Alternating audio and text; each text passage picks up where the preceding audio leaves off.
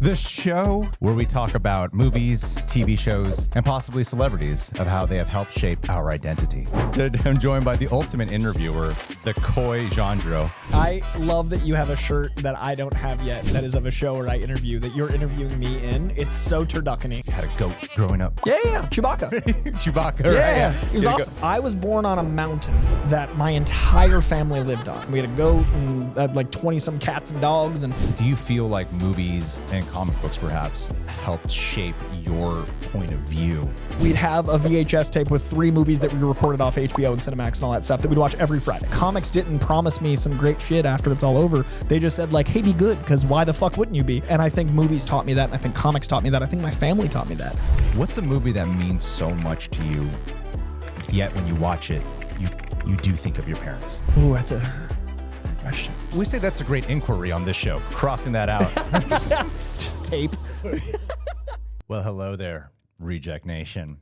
Welcome back to another episode of Diary of a Real Reject. The show, let me talk to this camera now, Coy. The show where we talk about movies, TV shows, and possibly celebrities of how they have helped shape our identity. Turning back to you, Coy. Today I am joined. Can you cue every time? Can you let me I'm know? just trying to like help you edit out way in advance. This is you editing you in the future, in the past. Yeah.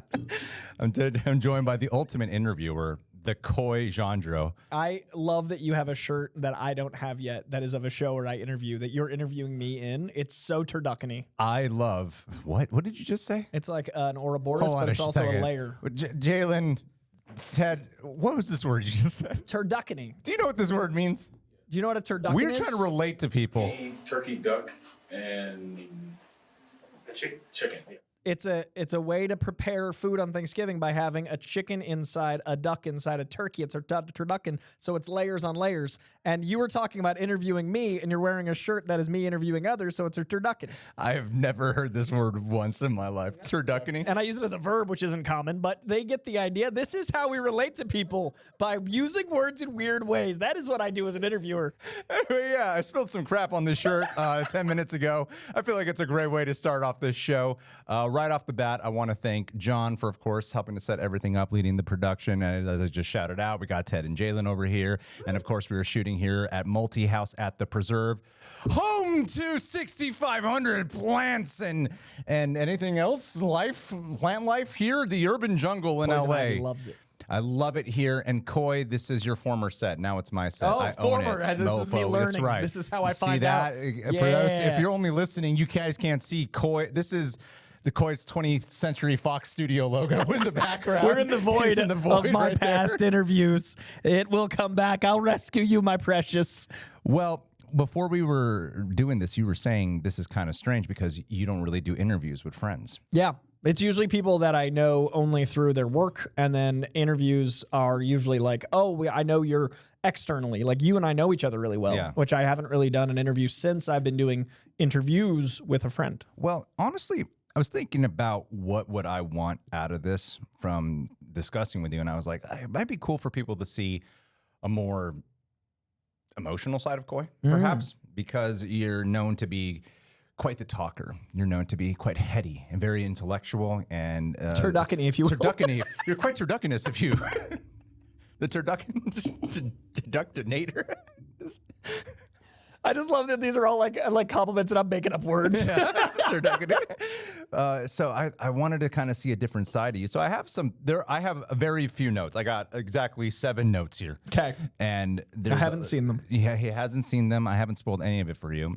And I'm a bit nervous myself doing this because I've seen you do such a good job at interviews this whole time. So I'm taking a slightly different approach, which is I'm just going to be exceptionally relaxed today.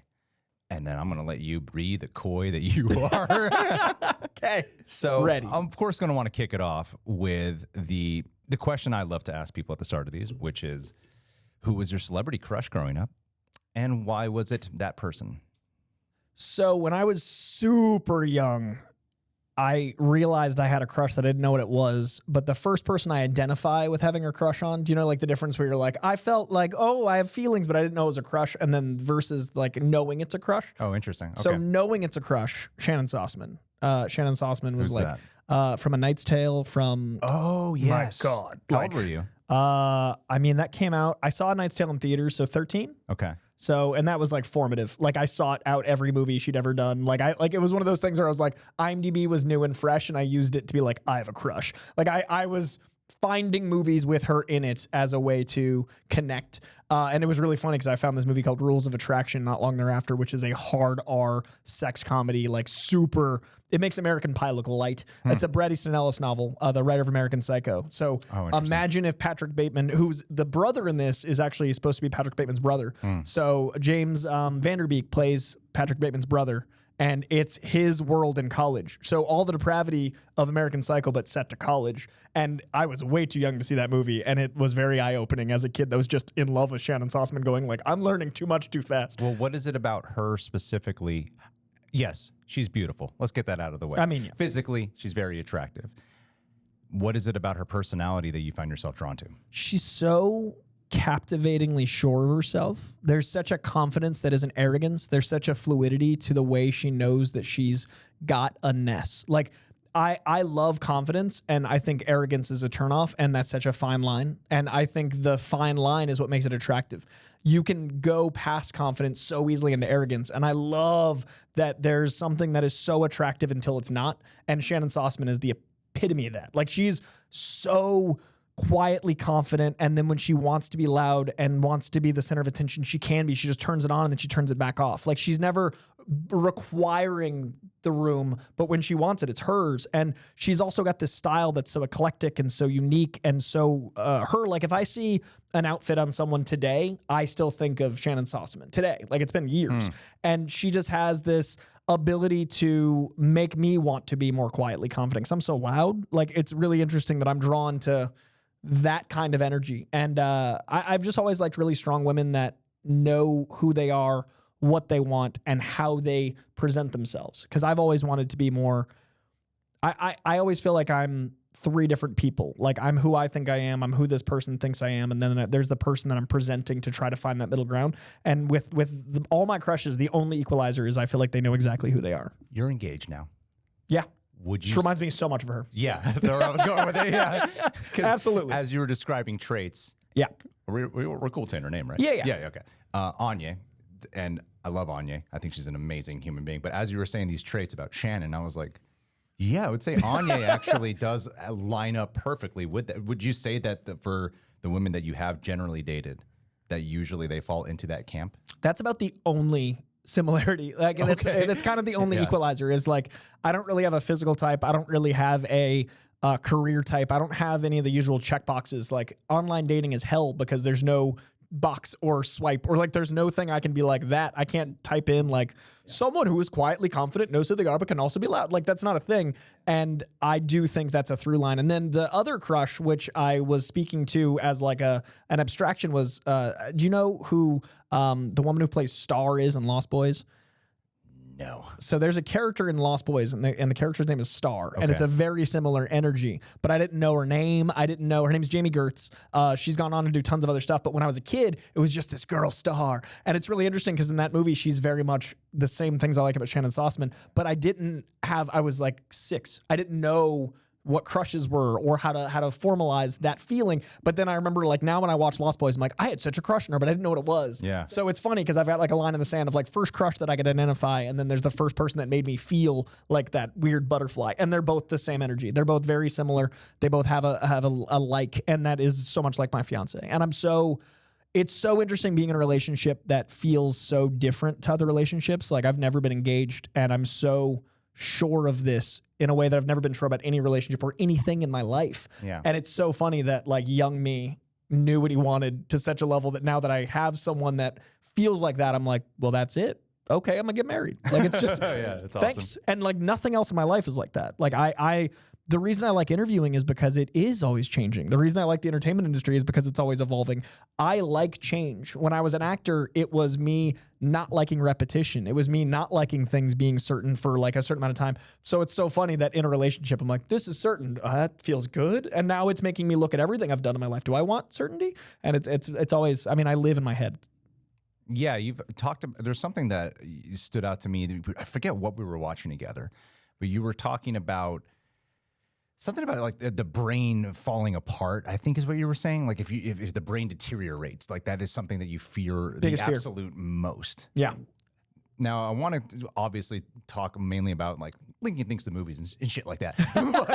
but Sure. there's some pieces of information because I got some fragmented pieces about things you fear and parts about your upbringing that I feel like I could tie in. That would be fun to do. So let's start with that. What is this fear that you have talked about? The idea that we know who we are and we're so sure of it, and that one day something could happen and that could be the biggest doubt in our minds. Like the idea that when you see someone who's lost their mind or who's gone through something either like emotional or drug or trauma, like, you know, like war or any number of things, that it can change who you are to such a fundamental level that human beings are so interesting to me because I'm always like, we're fine and we know how to fix ourselves, but then something can like take an arm off. Like there's something so finite about us, so mortal. And with it, physical stuff like losing an arm, you can see the problem or the lack of, or like what's missing, but the mind, it's just terrifying that you could just wake up one day and be different, that you could just be altered. And so the fact that like dementia and Alzheimer's and all these things that erode away our mind happen as we age, not to everyone, but as you get older, a lot of times. And just when I see someone either talking to themselves on the street, or if I see like an elderly person that doesn't recognize their grandchild or doesn't recognize their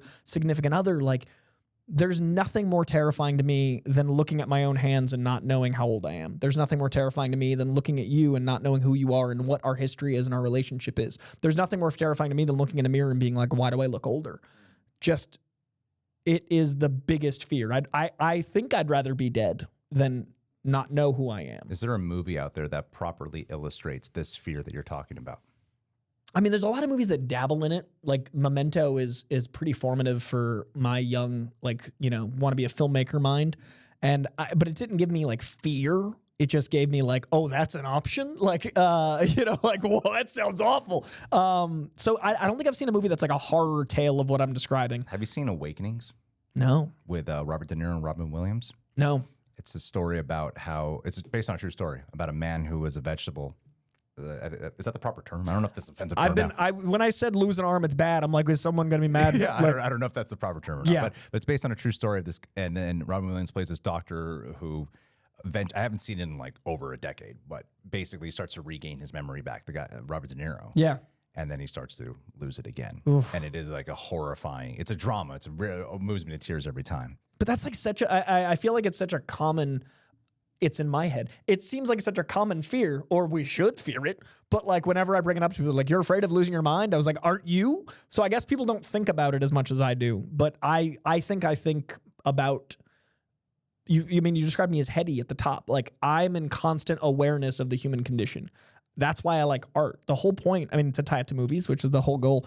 The whole reason I like movies is because it is a mirror of our human emotion. I think movies are the great storytelling device that we've developed everything leading up to. Like, I think, you know, so cave paintings led to books, led to stage play, led to movies. Like, I feel like movies, to me, it's my favorite medium, but it's a way for thousands of people to input their own experience and have someone steering and someone giving their own take on something as an actor, someone writing. Like, there's so many incredible voices that is a culmination of everything that person's existence led to. And then we're gifted that on a screen. And then we are thinking about what that means to us. It is the ultimate in shared experience. And it's all about emotion. And that's something that AI can never fully take. It's going to do copies of it. That's something that animals don't get to experience. Like, there's that test of like an animal looking in the mirror, whether or not it knows if it's him or not.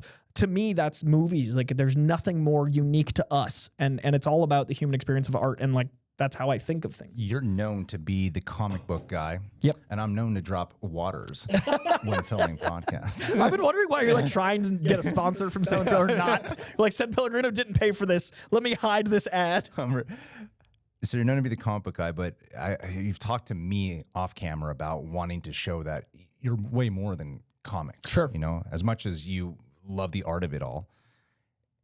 One thing that has always stood out to me about your wonderful mother, who constantly pops into our live stream, Stephanie. She's the best. Does she still work at a movie theater? Yeah. Has she worked at a movie theater your whole life?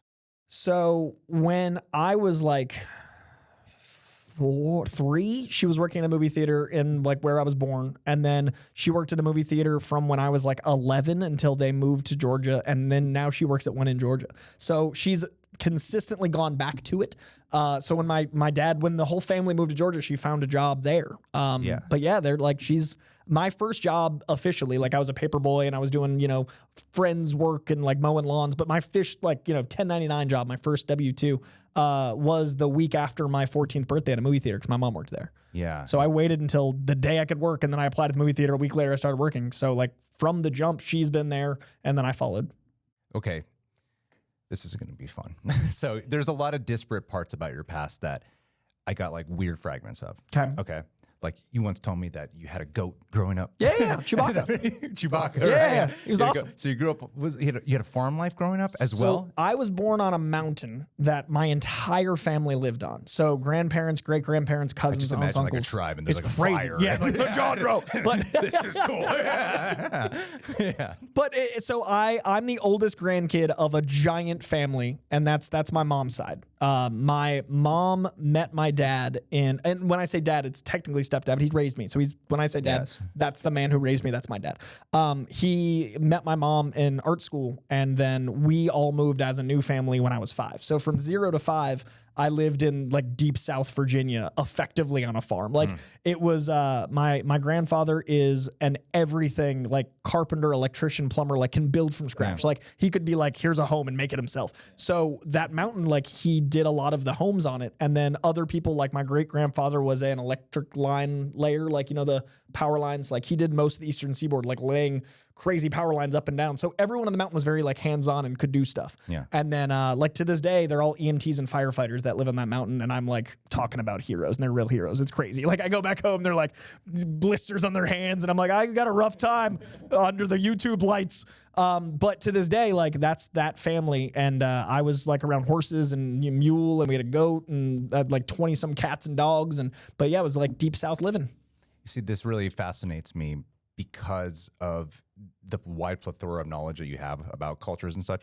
Before we were filming, you were talking with Jalen here, and you were talking about the subject of racism in the past, like when you were growing up. So did movies help expand that exposure to parts out? Because I feel like growing up where you grew, where exactly did you grow up again? Danville, which is I grew up in the last Confederate capital of America. I was born in a hospital that overlooks the last Confederacy where like the war ended. Like the Confederate flag, like the Confederacy, like that was literally like hospital, my window. And then like, so I like was born in racism. Yeah.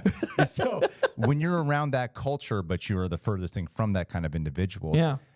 Do you feel like movies and comic books perhaps helped shape your point of view on society and 100%. Yeah, because I think my family is all not racist and all aware of the greater world, but I think that's largely informed by the fact that we've had movie nights, that we like literally they would either rent a movie or we'd have a VHS tape with 3 movies that we recorded off HBO and Cinemax and all that stuff that we'd watch every Friday. Fun. So we like family tradition was get everyone together, and sometimes that's 30 people, and we sit and watch movies together. And I like to this day, I so remember it's like even with extended family, everybody, we all come over and it's like a big gathering. And to this day, I remember like one of my favorites was The Mummy, The Matrix, and My Favorite Martian were on one VHS. Wow, the M's. Yeah, well, because that's how you record it. Yeah. So like we'd wait and see what was on the schedule, and we'd record all the movies that we wanted. So that's the M cassette. So like the VHS was Memorex was 6 hours, and that's 6 hours worth of tape. But we'd like pick what movie we wanted to watch. And my grandma to this day still has a spreadsheet of like 900 VHSs with 3 movies on them each that sits in a closet that we can pop in the VCR. Now we have DVD and Blu-ray as well, but we still have all those old VHS tapes. But every Friday we'd watch a movie together. And I remember like when Twister came out, we upgraded and got a surround sound, and we tested the surround sound with Twister. And I remember those key memories. But growing up, we'd watch like A Time to Kill, and we'd watch movies like Do the Right Thing, and we'd watch the movies that like showed how messy the world can be. And I think that's why I wasn't exposed personally to a lot of racism in the South, because I didn't see it. I saw the world, not the niche.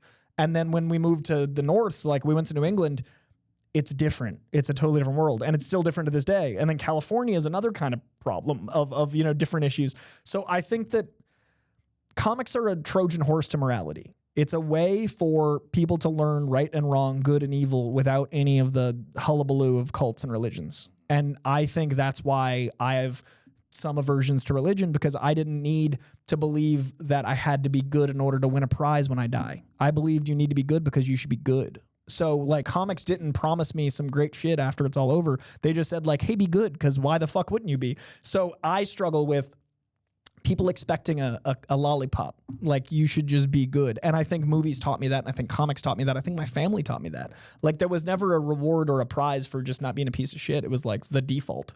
It sounds to me that movies and comics perhaps validated belief systems that you had in your family versus watching a movie or a comic and then you adopt a certain type of belief. Is that correct? Or I was so young when they were already such a movie family, I would know the chicken and the egg of their experience. Right, but right. my experience was certainly like, well, that's good guy, that's bad guy. And then like I never had any sort of, the gray area was interesting because when you're a kid, you want to root for the bad guy. Like it's very like, oh man, he's cool. But my family was always really good about being like, why is he cool? And like explaining stuff without pandering to me. Like my family was never patronizing.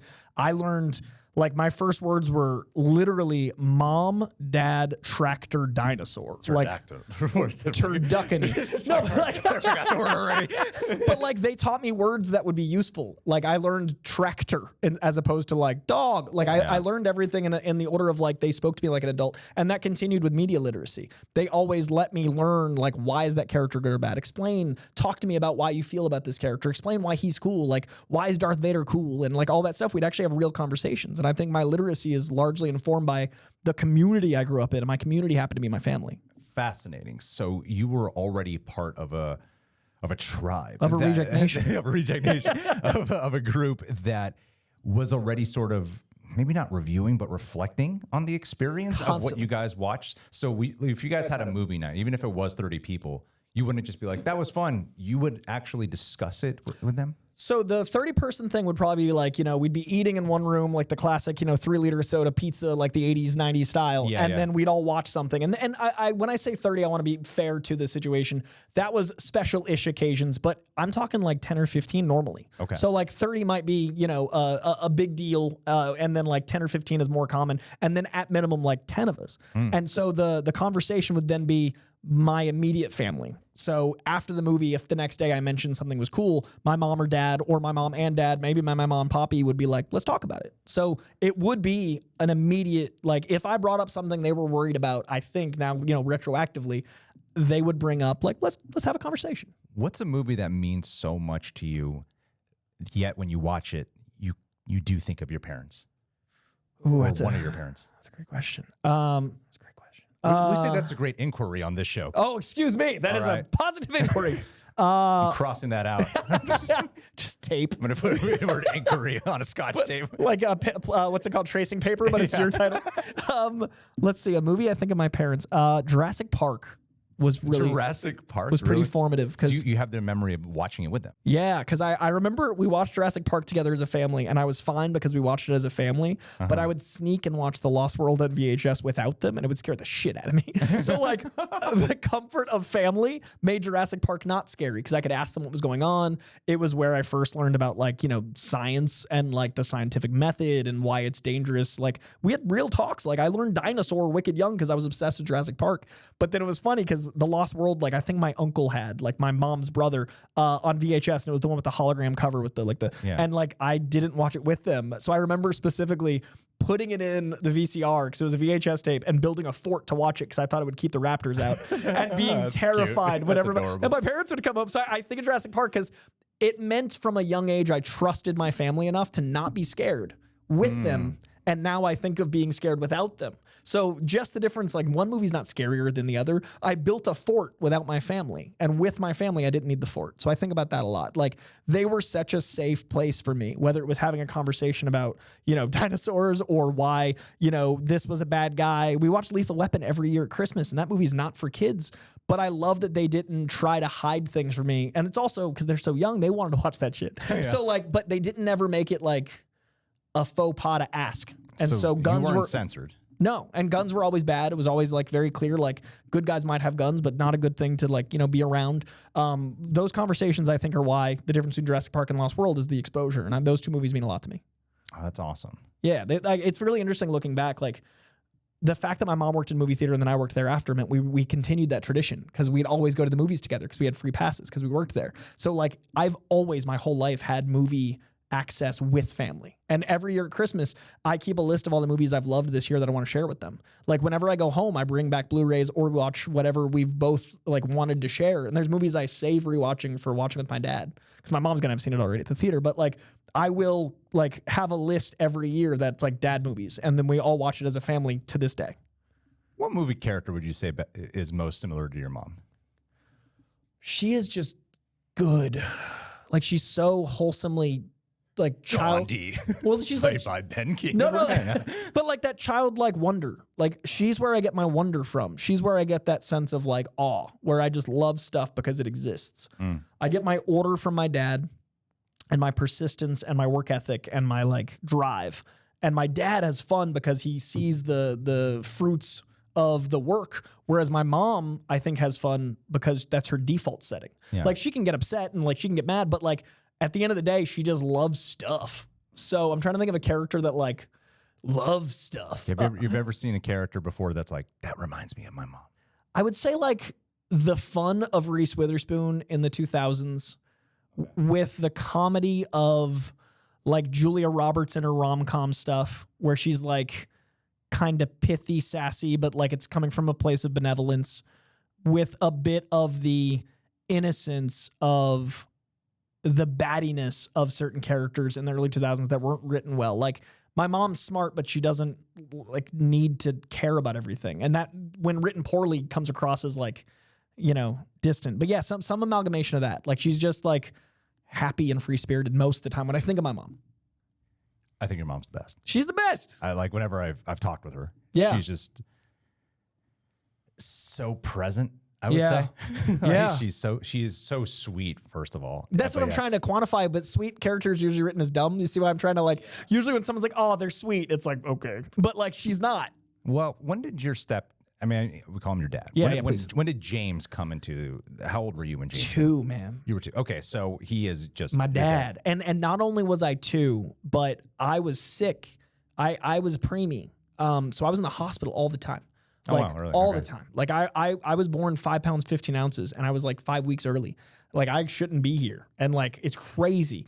And my bio dad like was in and out of my life in the very early days. I don't know much details there, but my mom was 16 when she had me. So at the end of the day, like that dude was like 19, and I'm not going to be like, oh, this child abandoned me. He was a kid. But what's crazier to me is that my dad was a kid that stepped in. So I was 2. My dad's only 17 years older than me. That means my 19-year-old dad was like, I love this woman. I'm going to take on this child that is sick in the hospital all the time. Like one of my earliest memories from being told, like, I don't remember this because I was 2, but my dad would like come to the hospital and read to me in one of those tents that was like for like I had croup and colic a lot. So I was in like those like ETS tents, and he'd crawl in and read me stories and help me learn to read. He's the one that got me into comics. Oh, what a sweetheart. Like he was 19. Like I know, like 19-year-olds now. Like, what? That's I can't fathom it. So my dad came into my life then, and then they read you comics? Yeah, books and comics. So like he was a huge Claremont Byrne fan of X-Men. He got me into Spider-Man. He was a big Marvel guy. They met in art school because he was illustrating. And now he prints, like he works for printing presses. So like he's still in art, but on the business side. But he married my mom when I was 5 and asked me and gave me a ring at the ceremony too. Yeah. Like he's that kind of guy where it's like he made sure that I felt like I was involved in the family and that like he wanted me to be okay with it, and then gave me a ring. Like there are like good people, and then there's my dad. Like it's just when I think about like, and when I was 5, he'd be like 21 or 22, and like to be that aware of the world, to be like, I want to make sure this kid feels like I'm part of this, and then raised me ever since. And like again, my work ethic comes from him. He was working like 6 or 7 jobs and going to college. Like he was working all the time and still made time for my mom, still made time for me, put himself through school, and like just the greatest dude. Yeah, you know what I love about your family? And I think John kind of has it a little bit. I say John actually has it a lot with his family too. there's so many people I meet who are passionate about these arts, but a lot of the time it became like a safe haven for them. It became an escape for them. It's not really a thing that becomes a communal bonding experience with your family growing up. Like you talk so much about you talk about comics and movies. That's what you mainly talk about on the internet. It's what you mainly do for a living. And the fact of how it's so ingrained with the DNA of your family. Yeah. And you have such a tight bond with them at the same time.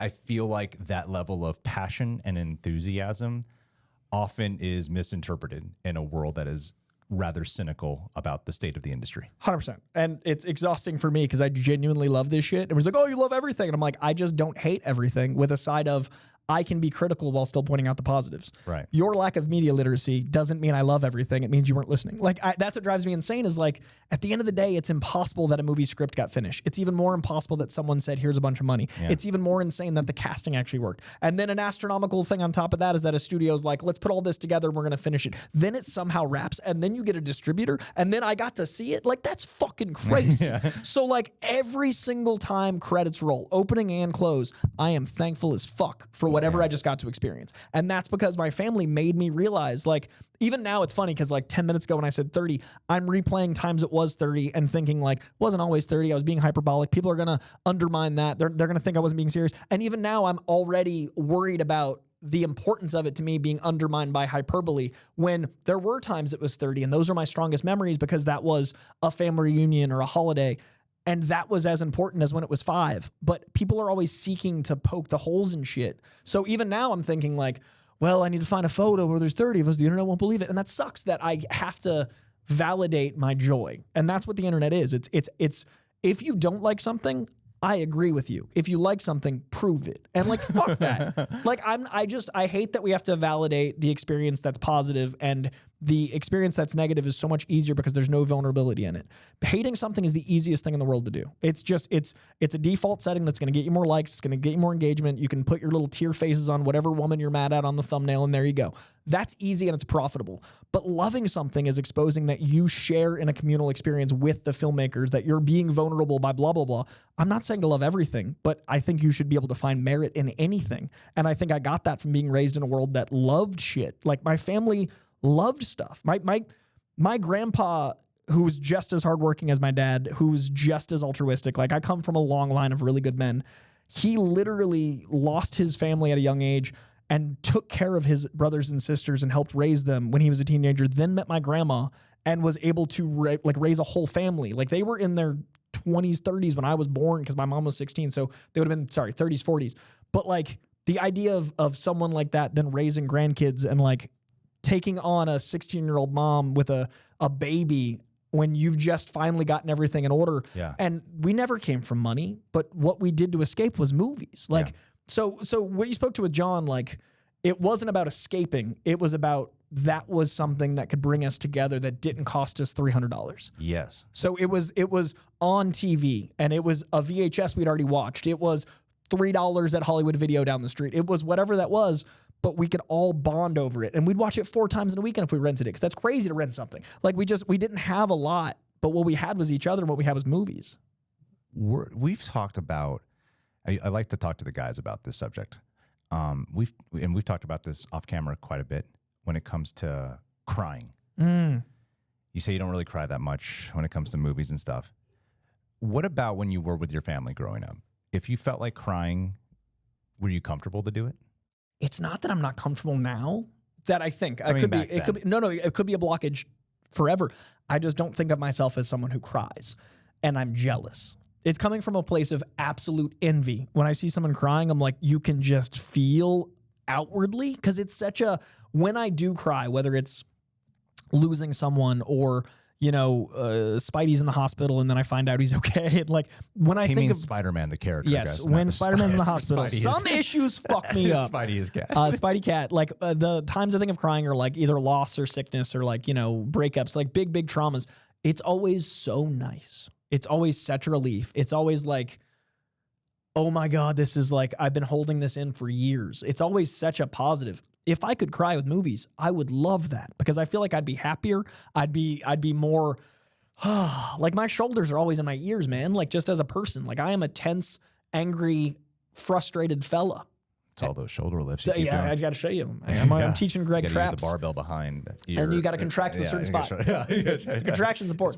Yeah, Yes. that's why he doesn't cry. That's why I don't cry. I'm all tense in the shoulders from the lifts. That was like a Bill Burr came out of me. But when it comes to movies that did make you cry, can you recall the first one that really got you? There's got to be something. Land Before Time fucked me up. Land Before Time. Someone else brought up Land Before Time. Dude, that movie's so good. Five Goes West, Land Before Time, like those early animated ones. Like I think when I was a kid, I could cry easier. I don't know what changed, but like my movie-based tears are all like prepubescent. Like I don't think of myself as crying after middle school in movies, and again, I wish I could.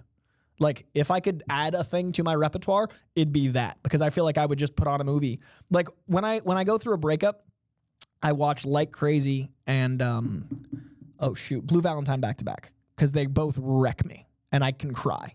But it literally takes the breakup and two of the most emotionally violent movies I know to like uncork, and I always feel so much better. But luckily I've been in a happy relationship for long enough. I haven't pumped those two in. But like it's it's such a bandwidth thing. I want it. What was the last movie that made you cry? You didn't cry at Wild Robot? I got close. I had the one tear, like the Native American 90s ad, but like I didn't have the like I didn't feel that release. You know what I mean? Like my brain leaked, but I didn't like, I wanted to sob. You say so much weird shit that I hear people laugh, and I'm just so used to you. It's like, What did I say? Yeah. I don't even know. Native Americans. You remember that shit? Well, they were born in like 2002. He just ate like shit. I was like, I said this like out of Those body. poor editors are going to be like, I don't even know how to find that clip. I don't know what you're talking about. It was a big ad in the 90s. It's so funny. Okay, that's so interesting to me. So, like, can you recall what the last one was though that really got you? I remember one time I saw you tear up, and we weren't reacting to something. Okay, you were doing a giant Marvel movie ranking, and you put Spider-Man No Way Home at the top. Oh yeah, and it was the one time I saw you tear up. You hear me off camera go, "Are you crying?" Like. This Mr. Sensitive, empathic guy suddenly was like, "This is what's getting you. You stop crying. You're reviewing like 50 movies. I'm so passionate about Spider-Man, bro. And you're just like Spider-Man. And I'm like, what? This is what's doing it for him. Have you cried ever reading a comic? I must have. Comics really affect me because I feel like I'm steering them. Like I feel like comics I connect to pretty uniquely because it's almost hallucinatory for me. Like I always talk about the space between the panels, right? Like the moment between a frame and a frame, you're the actor, you're the writer, you're the director. The story is yours between that frame. Yeah. And I love that it's such a lean art that you mainly have a writer and an artist, and the inker and the color, I don't want to discredit them, but like when you've got a comic, you've mainly got the writer and the artist, and I love that it's two souls of experience telling one story that is so sometimes emotionally driven that you're one recipient. So it's like three people tripping balls together because you're just having this moment, and the space between the panels is when the character's alive in you, which sounds so cheesy, but like that's when the character is like your experience between like what happened in A and B. So like there are times when if I relate really strongly to that beat, it might affect me, but I really try to live in the books when I read them, whether it's a narrative, whether it's a comic, whether it's nonfiction, fiction, whether it's a book with words or photos. I always want to be in every space between every letter because like that's how I want to experience it. And I try to do the same with movies. Like I didn't like acting as much as I wanted to by the time I was doing decently in it because I didn't feel like I was as good as other people could be in the role. Like I would actively be like, I took someone's job. Like someone else would be having the best time ever and they would probably make this movie a better experience. I'm costing the audience. I'm costing, because I love movies so much, I would feel guilty that I wasn't giving enough that it was worth the people that are in the future sitting there watching it. So I'm always living through the actor's history. Like I think that's why I like interviews, because like Jake Gyllenhaal, he builds his roles so cumulatively. Like he'll talk about the socks that he wore in Southpaw, changing him as a person. He'll talk about like the impact of learning this phrase. He'll talk about everything changes Jake forever. And that's what I think life is. So I want to leave a movie different, because that 2 hours I'll never get back. I might as well get the most out of it. I want to finish a comic different. I want to finish a book different. But maybe because I'm so in it, I can't cry because I wouldn't get through shit. Like, you know what I mean? Like I'm such an exposed nerve. I'm trying to be an exposed nerve. Maybe it's a safety protocol that my brain's like, bro, you can't just be crying 20 hours a day. But I want to be so emotionally invested in these stories. And that's also why I think I love them so much. Because I'm getting to witness someone's souls, plural. Yeah. And what a time. So like, maybe it's a defense mechanism. My brain it knows how close it is to the wire, like the third rail, that it's like, maybe not. So I don't think of myself as being able to cry. I did cry at Guardians 3. I hate that everybody thinks I just do comics, but like Guardians 3 made me cry. What part? The animals, man. Rocket, I felt like that 10-year connection to. Because I remember that one specifically because it's like the only time I've been embarrassed at a premiere, because I didn't realize how bad I was crying, and then I went to the after party and I was talking to people, and then I went in the bathroom like 20 minutes into the after party and I was like, oh fuck, like raccoon eyes, like I looked like I'd been weeping, and I didn't realize it got me that bad, and then I was like, I just met a bunch of people and I look like this. So I remember that emotional like because of that. Well, why though? Why did that get you? Civil War made me cry. That's the most recent. Civil War fucked me up. Civil War is not Captain America. Civil no, War. yeah. Everything's a comic movie. Right. No, 2024. Oh, did it? Yeah, I was like, no wait, he's talking about the Alex Garland movie. Yeah, the 2024's Civil War. I mean, politics are such an exhausting subject, but the movie is brilliantly apolitical. And what I found in it that scared me was that it felt like a history book of the present. Like when you read a history book, they're very smart to make photos of Martin Luther King in black and white so we pretend it's not as recent as it was. They're very smart to retroactively make history written by the winners even in photos. Like Martin Luther King would be alive, most likely. Yeah. And like those photos in black and white make you go, crazy a long time ago and we were pieces of shit. It wasn't. We are. So the movie really affected my experience of, and again, not to get political, but we're living through, and we always are living through historic times. It's funny in memes, like I'm so sick of historic times. Historic, we live, and then it's history. Like everything's always a lot. But it was an example of a dystopian future that wasn't the future, it was the present. And those images of like, instead of a vessel, like a ship, like in the 1800s, it was a helicopter.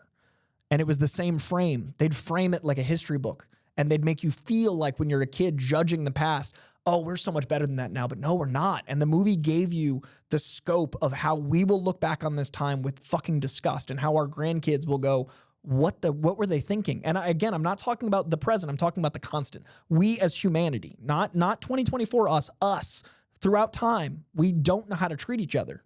And that movie really hit me in that no matter when I live, it will always be historic times. No matter what I do, I will always disagree with some people because of their decisions. And I don't know if I'm right or wrong, but they certainly think I'm not. And I have to deal with the fact that there will always be people that don't have my best interest at heart. And there will always be people that have others' interest at the cost for their wealth and their goals and their shit. And that movie just shined a big fucking light on like humanity's pitfalls and our lack of empathy. And it made it a history book come to life for the present. And it scared the fuck out of me and I cried. It's interesting that you would first cite Rocket and you say the animals. Now you're talking about Civil War. It sounds like, it could be off here, it sounds like when it's actually reflecting a real world problem. Yeah. That for some reason is the thing that gets to you the most. Some people have it where it's like their parents. Sure. But that doesn't seem like it gets you. But it seems like when there's an actual real world problem that you really do find, you do take issue with, that is reflected. I'm also realizing in real time, like literally in real time, that I've probably cried a lot of times that I don't remember, and I'm wondering if it's a mental block. Because the Civil War epiphany was only because I was like scouring my mind, and since I opened that door, I cried during Oppenheimer. There was I got to see Oppenheimer with Ludwig Göransson scoring it with the opera. I mean, with the orchestra that actually scored the movie. Yeah, I remember. What an insane experience! But it opened up emotion in me that I didn't think I could feel. Just like the music got in my soul and it made me cry with beauty and sadness. But if you'd asked me not on camera, not racking my brain, I'd be like, I haven't cried in 10 years, like in a movie. But now I'm remembering there have been occasions, but I'm wondering if there's something in my brain, and maybe it's like, I love being raised in 80s and 90s machismo, but maybe there's a part of me that's like, men don't cry. The movies taught me that. Like, since we're talking about what movies taught me, maybe I think I'm not supposed to cry. I love crying, but I don't have the tool set to access it a lot. But I'm also finding it interesting right now that I hide it from myself. Like, I keep it like in a box even to me. So like, I got some shit to work out. Therapy, what up? I'll see you soon. Well, that's the funny thing about masculinity portrayed in films. Yeah. Because a lot of the time, these masculine characters, it's at the end of the day, they're actors. They're playing this masculinity. And a lot of times you see these masculine characters get emotional and cry. Yeah, dude. You've seen Sylvester Stallone break down. You mentioned Lethal Weapon. You've seen Martin Riggs break down. Yeah. Like you see these very masculine people break down, and yet they'll still be the embodiment, the representation of the masculinity. And most of my favorite actors are hyper masculine men with so much access to their emotion. So it's another thing where I'm seeking, just like we open this conversation about what I seek in a partner, and it's a quiet confidence that I don't have because I'm loud as fuck. What I seek in aspiring to be masculine is being a hyper masculine man that has emotional bandwidth. Like Tom Hardy is a fascinating creature to me. Like Tom Hardy is the epitome of, and Jake Gyllenhaal, two hyper masculine dudes. They are so tapped into their emotion. They are so ready to be whatever they need to be without shame. So I clearly subconsciously seek the answers to these exact questions. Yeah. This is fun to hear. One thing that we bond about is we both kind of love celebrities. Yeah. We do. We should talk about why. Yeah. This is important This is to me. why. That's why I wanted to bring it up. That's exactly. Just go into it then. That was why I'm bringing it up. I feel like I'm already on the defense.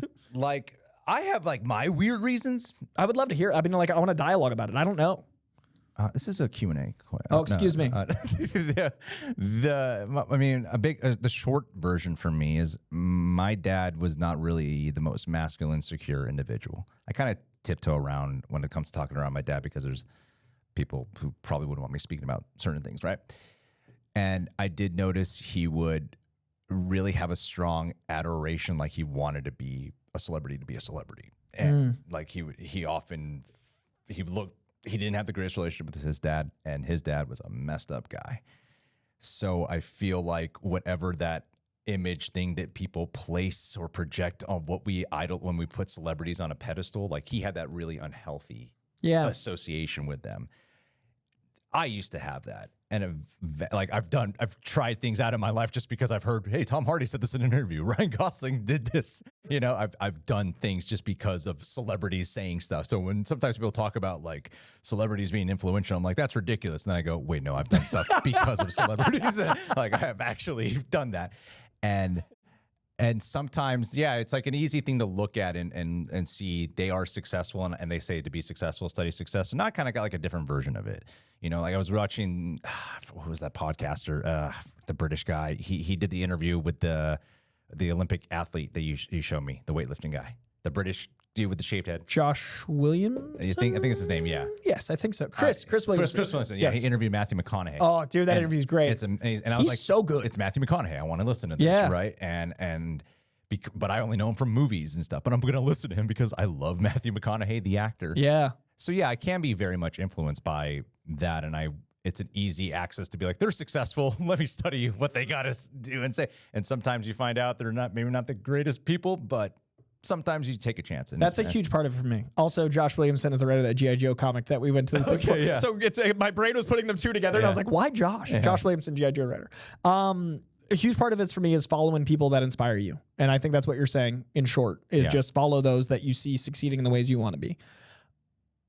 Mine, I think, that's like 20%. Another part of it is like acceptance.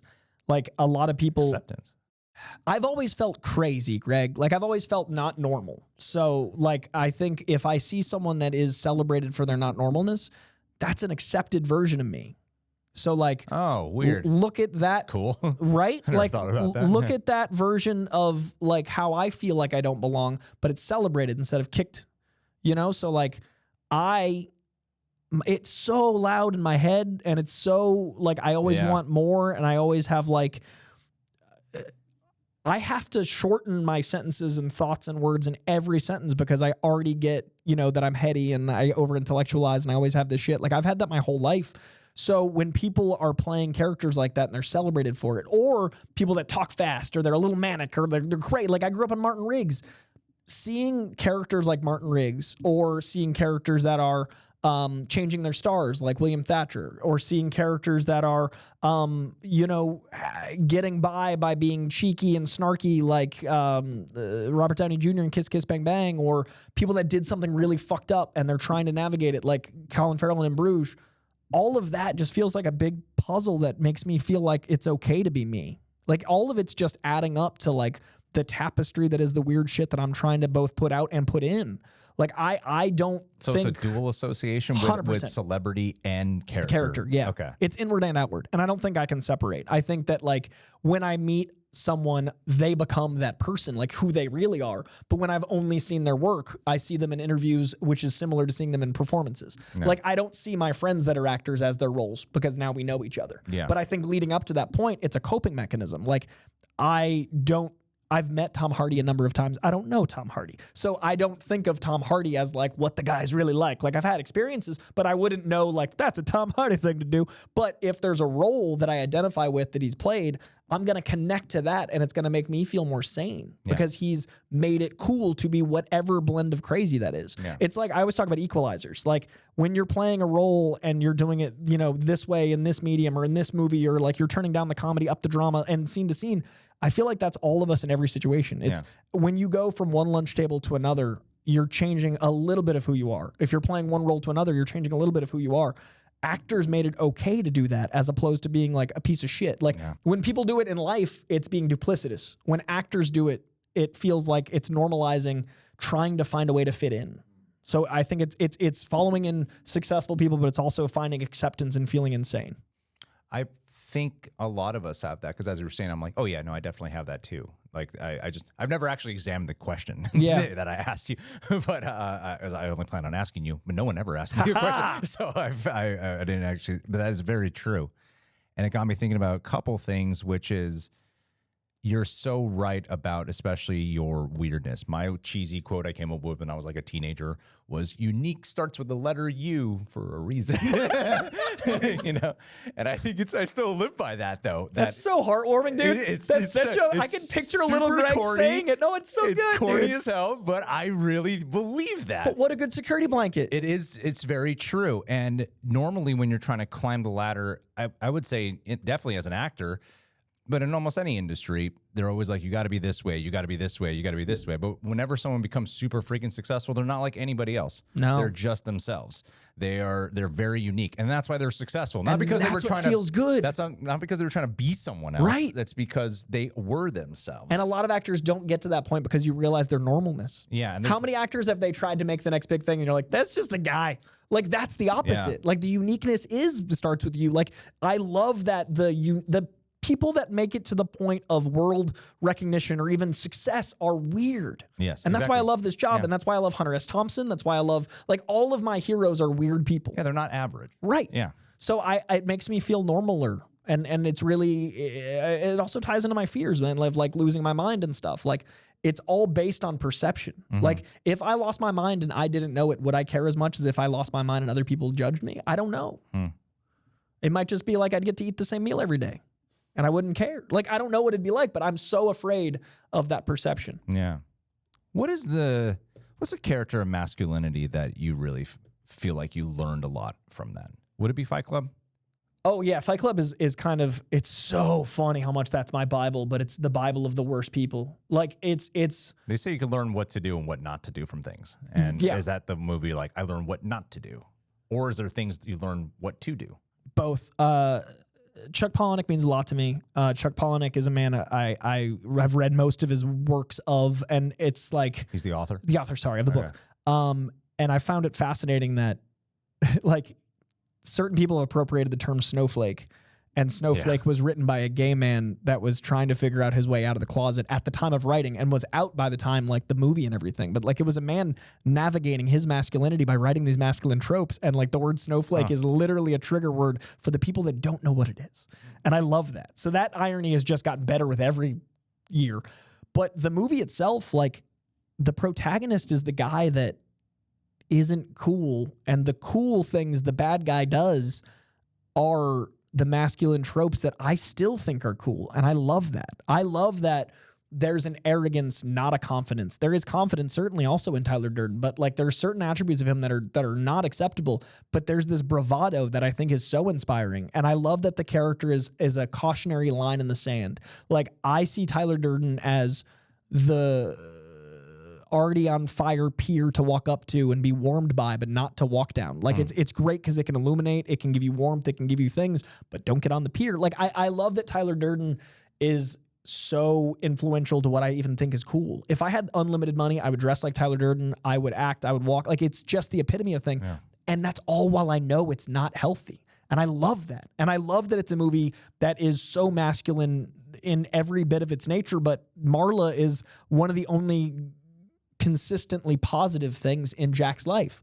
And I love that like this group of men get together and beat the crap out of each other and they become a support group much like AA, and men need that. And we don't do that in society to this day. That movie was made in 99. The book was written in 97. We are more repressed now than we were then. We like the middle children of history speech is not accurate for us because we've only had these crazy events, but it's made us more withdrawn, not less. It didn't bring us together. Every dystopian movie from the 80s and 90s that was like, well, the way we get everybody to come together is this horrific war has been proven wrong. And like all we've done is separate. So Fight Club to me is a time capsule of when we believed in the future, and it's a nihilistic, bleak piece of comedy. And I love that. It's pitch black comedy about hope, and we didn't succeed. Like we failed Fight Club. And I love that. And like it's a Hobbes, Calvin and Hobbes metaphor in so many ways. It is a love story between two men in so many ways.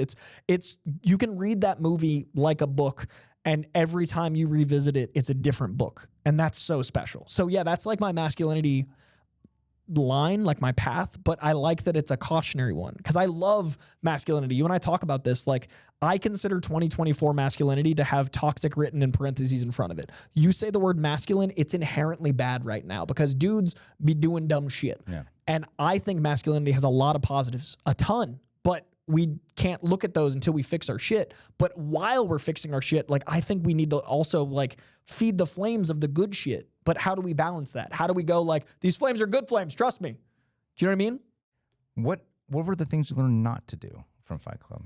I thought there's a lot of nots. Yeah, I was going to say, like, where should I take a lesson from?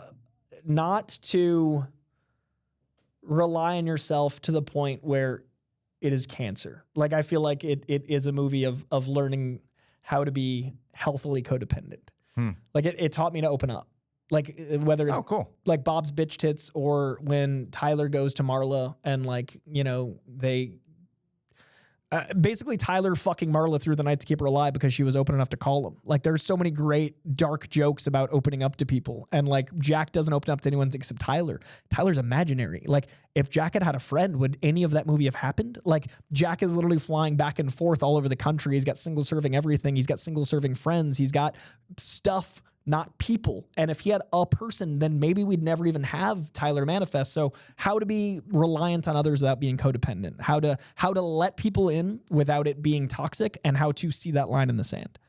Sometimes I get in this really big anxiety state where I'm just like frantic. My thoughts are racing like crazy. I'm getting really tense. And then I get a flash of the image in Inside Out too. Yeah. At the very end where she's paralyzed. Yeah. Because, you know, I've texted you where I'm like, I'm in the urgent care. Here I am getting an IV. I've had like panic attacks that's coming out of my body. I've broken out in hives. Like anxiety has been like really paralyzing for me. And so I'd get that image in my head of when anxiety is paralyzed at the end and can't move and is frozen. And that often lately, this past year, since I've seen it, has actually helped me out. I didn't really have a movie like that growing up. So it was kind of weird to have something now where I'm like, oh, I think about this and it reminds me like, oh yeah, okay, that's what's happening. Slow down. Yeah. Do you have anything that kind of keeps you in check a little bit, or you find that your mind flashes to? This is maybe my favorite question I've been asked. I love that because that does tie into so much of my belief structure through movies. Two that jumped out, and I'm sure there's so many more, but the two, as soon as you said it, The Matrix is as close to religion as if Fight Club is masculinity and morals and ethics, then Matrix is religion for me. But one of the moments that really impacts me at The Matrix is two actually from The Matrix. There is no spoon when he literally turns and the spoon turns whenever I'm having an experience where I think everything's important and everything's fucked unless I do the right thing. I literally at times have had to go, there is no spoon. And I've had the image of like, what's real, bro? Like I've literally had moments where I'm like, we don't know. Cause I think of it as time, right? Like what is the most important thing today is 99% not gonna be the most important thing in a year. Yeah. Nearly 100% unless it's one of the most important days of your life in 5 or 10 years. So that's kind of a way to see reality for me. If it doesn't matter, is it real? If it's about like nerves and anxiety and stuff, not like I killed someone, is it real? Like that'd be a problem. But like there is no spoon has meant a lot to me. Also, the imagery that you have for anxiety, I think of another Matrix moment where he's breathing and the world settles when he's in the subway and he like flexes after fighting Agent Smith and in like the hallway. At the end? In the subway at the end and like that long shot and he like kind of like flexes and like gets and the world. dust falls Yeah. off? Wait, are you talking about after he jumps through Agent Smith or are you talking about when he's fighting him in the subway? In the subway after he reemerges whole and he like flexes and the world kind of catches up to his reality. That's not in the subway, it's in the hallway. Oh, I'm picturing the subway, but the scene I'm describing is the hallway. Yeah. I meant subway. Subway scene after that scene of like. I get so fucking pedantic about that. It's like, it's funny let me narrow this down. I had You're both making a images great in my point about your head. life, Coy, but No, I love that. Let me just really. Actually, I don't think it's a subway. It's both of our favorite movie, Greg. I understand. It's tied for both of us for first, right? Yeah. For me, it's your Terminator and Matrix. It depends on what I watch recently. Sure. So it's either going to be Terminator 2 or it's going to be Matrix. And mine's Fight Club or Matrix. So that's why you have the pedantic. You're allowed. But that moment, like when I'm freaking out, I always try to like to square up my reality. I always try to like seize the world and make it wrap around me again because I'm a narcissist. So I always want like to find my footing. And if that means the world has to adjust, then the fucking world has to adjust. Yeah. So that means like fucking breathe and center. So that breathing of him, which is probably not the visual metaphor that they were going for. Maybe it was, but like that is me trying to fucking lock in. Well, he's centering himself. He's becoming one. Right. Yeah. So it is, but like I didn't. Yeah. I'm trying to get the world to feel like center. Yeah. Well, speaking of narcissism, let's talk about working out. Oh yeah. What movies? Oh, sorry. One more though. So those are my two majors. I have one more. You have three? Okay. Just one more example. The change your stars thing in A Knight's Tale really helps me. Remind me of that. So his name's William Thatcher because he's a Thatcher's son, and he has to pretend to be Sir Ulrich von Liechtenstein. And Sir Ulrich is a knight. And so the whole idea of the movie is he's been pretending to be a knight in order to do the joust and to be a knight and to fight and to get all this money and all this stuff. And the idea is that everyone has the ability to rise above their status. Everyone can change their stars. So as a kid, you see him looking up at the stars and his dad and him have a conversation about like, you know, we all have these stars and you too can change them to where you're looking from another place, from another status in life. So when I was going through my first few years in LA or even in college, like there was a chunk of time from like 20 to like 23 or 5, I'd write change your stars on my wrist. Oh, cool. When I was like going through it. And I was like, I moved out here, didn't know a single person, didn't have a ton of money. I like moved out here with the 4 months of rent and hope. And so like there were so many months I'd like just be able to eat ramen, or I would just be able to like, there was a 3-year run where I would only eat whatever meat was on sale. So I'd gather all the Sunday newspapers and I would look through what was on sale and that would decide my diet for the week. I would literally be like, what can I make the cheapest? And even then it was on credit cards, but I was like, what's the least amount of debt? It was just like, what's the smallest negative number? So what am I eating according to the sales? So going through that while going to auditions, and I was going up against people that were like successful already, and I would see their success because I'd see them in a movie and I'd be like, got to go home to my fish, I guess. I would write change your stars before auditions or before, trying a big thing, because I was trying to get out of like, I'm in this position. I don't want to ask my family for money. I never want to be beholden to anyone. I want to do this my way. I know my family would have helped, and that's the worst part, because if I'd asked, they would, but I did not want that. Like, this had to be me. So his situation was he was a Thatcher son that couldn't have asked for money, but mine was like I wanted to be a knight myself. Like I wanted to go through, like I wanted to change my stars, and I wanted to be someone that could, to this day, when I go to the grocery store and I don't look at the price of something, I feel like a god, because I went through a time where I couldn't even pick what I wanted. I had to pick what was available for sale. And now that I'm able to go to Trader Joe's and not the Save for Less or the dollar store or any of that stuff, then it feels powerful. And that's all from Change Your Stars, and that's all A Knight's Tale. Wow. That one's way more profound. Yeah. So I was like, oh, he's in the third one. It might not be the best one. No, like, oh, damn, that's that's the deepest one. To go from a Thatcher's son to a so knight. it's like consistently affecting the lifestyle. What is the comic book character that you really felt like you actually learned morality from or life lessons? Ryan Reynolds in Amityville Horror. That was the body. Amityville Horror. Ryan Reynolds. It's perfect. And in Blade Trinity. That guy just seems like he's always cut. It's insane. Like he was on David Letterman. He's eating pizza. And I'm How? Like, I'm like, you eat Because pizza? he's tall, skinny, so his body, I think, has a better metabolism than us. Yeah, he just must always have like a constant. But Blade six-pack. Trinity and Amityville Horror, like, he is peak. Yeah. And like, And he's had that body for a long and he's time. got 4 kids, and he travels all the time. When I travel, I'm a piece of shit. I don't eat well. Like, how's he doing it? So yeah, I think Ryan Reynolds is actually my 15 to 25, and then now the adult ones are the ones you mentioned. But Ryan Reynolds is like the goal. Sorry, your question was about drawing, and I got distracted by thinking of Ryan Reynolds' abs. No worries. No, it's the question was, which character was it that really you felt? Okay, I think Batman is like awesome. Yeah, And don't identify. And I think, yeah, but I wouldn't say I really learned anything from Batman. Although the quote from Batman Begins is something that really did stick with me. Okay. It's not who you are underneath, but what you do that defines you. That actually is one that often goes. People always quote the one from the second movie. There's about so the many in the hero- second about movie, the yeah. hero villain, but that is the one that I often will think about. That your actions are more important. Like love is an action, and so that really stuck with me. Which comic book character is the one where you can confidently say, not just one that you admired, but you actually did adopt things from them? Would it be Spider-Man? I think so. It's interesting because Spider-Man is the character I identify with the most consistently. And when the writing is bad in some comics, I don't care. But when Spider-Man's written badly, I'm like personally offended. So I know it's like a thing because even when like Spider-Man would do that, fuck you. Like I get mad at the writer, the real life writer. And like when it's not how I see Spider-Man. And you know me, like when someone writes a character differently, I'm the first guy to be like, it's their take. That's how they see him, archetypal character. But with Spider-Man, I'm like, that's not fucking Spider-Man. So I think that's my guy because of that identifying. What is the thing you identify most with Spider-Man about? Being ostracized because people didn't understand how you think. And then using humor as a defense mechanism. He literally wears a mask and then makes jokes only when he's in that. And then his true self is charming enough to get the most beautiful women, but he's not welcome. I've always loved that, you know, people are always like, Andrew Garfield was too attractive. I was like, Mary Jane, Gwen Stacy, Betty Brant, like Spider-Man's a hot guy. Otherwise, like Black Cat wouldn't be like, you know. So, and then Spider-Man is who Black Cat is attracted to because of his charisma and all that stuff. It's one guy, but the way he acts with different people has always fascinated me. He gets confident as Spider-Man. He's not confident as Peter Parker, but he's clearly confident enough that Mary Jane loves him and that Gwen Stacy loved him. And he's smart enough that, you know, all the people bully him, but he's still a good enough person that he's got all these real ride or die friends. Like Harry Osborn's a friend for a reason. And then later Flash, when he gets to know who he is, becomes a friend.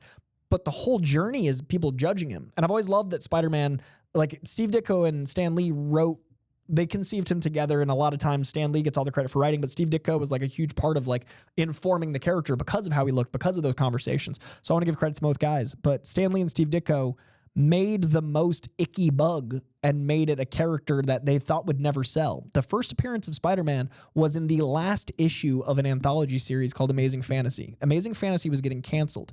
They shoehorned Spider-Man in the cancellation issue because no one would approve him. And then it took 6 months back then for any numbers to come back because it was like solicits all around the country. Oh, shit, and when the 6 months came back, they were like, this is a huge character. Got greenlit into a book called The Amazing Spider-Man.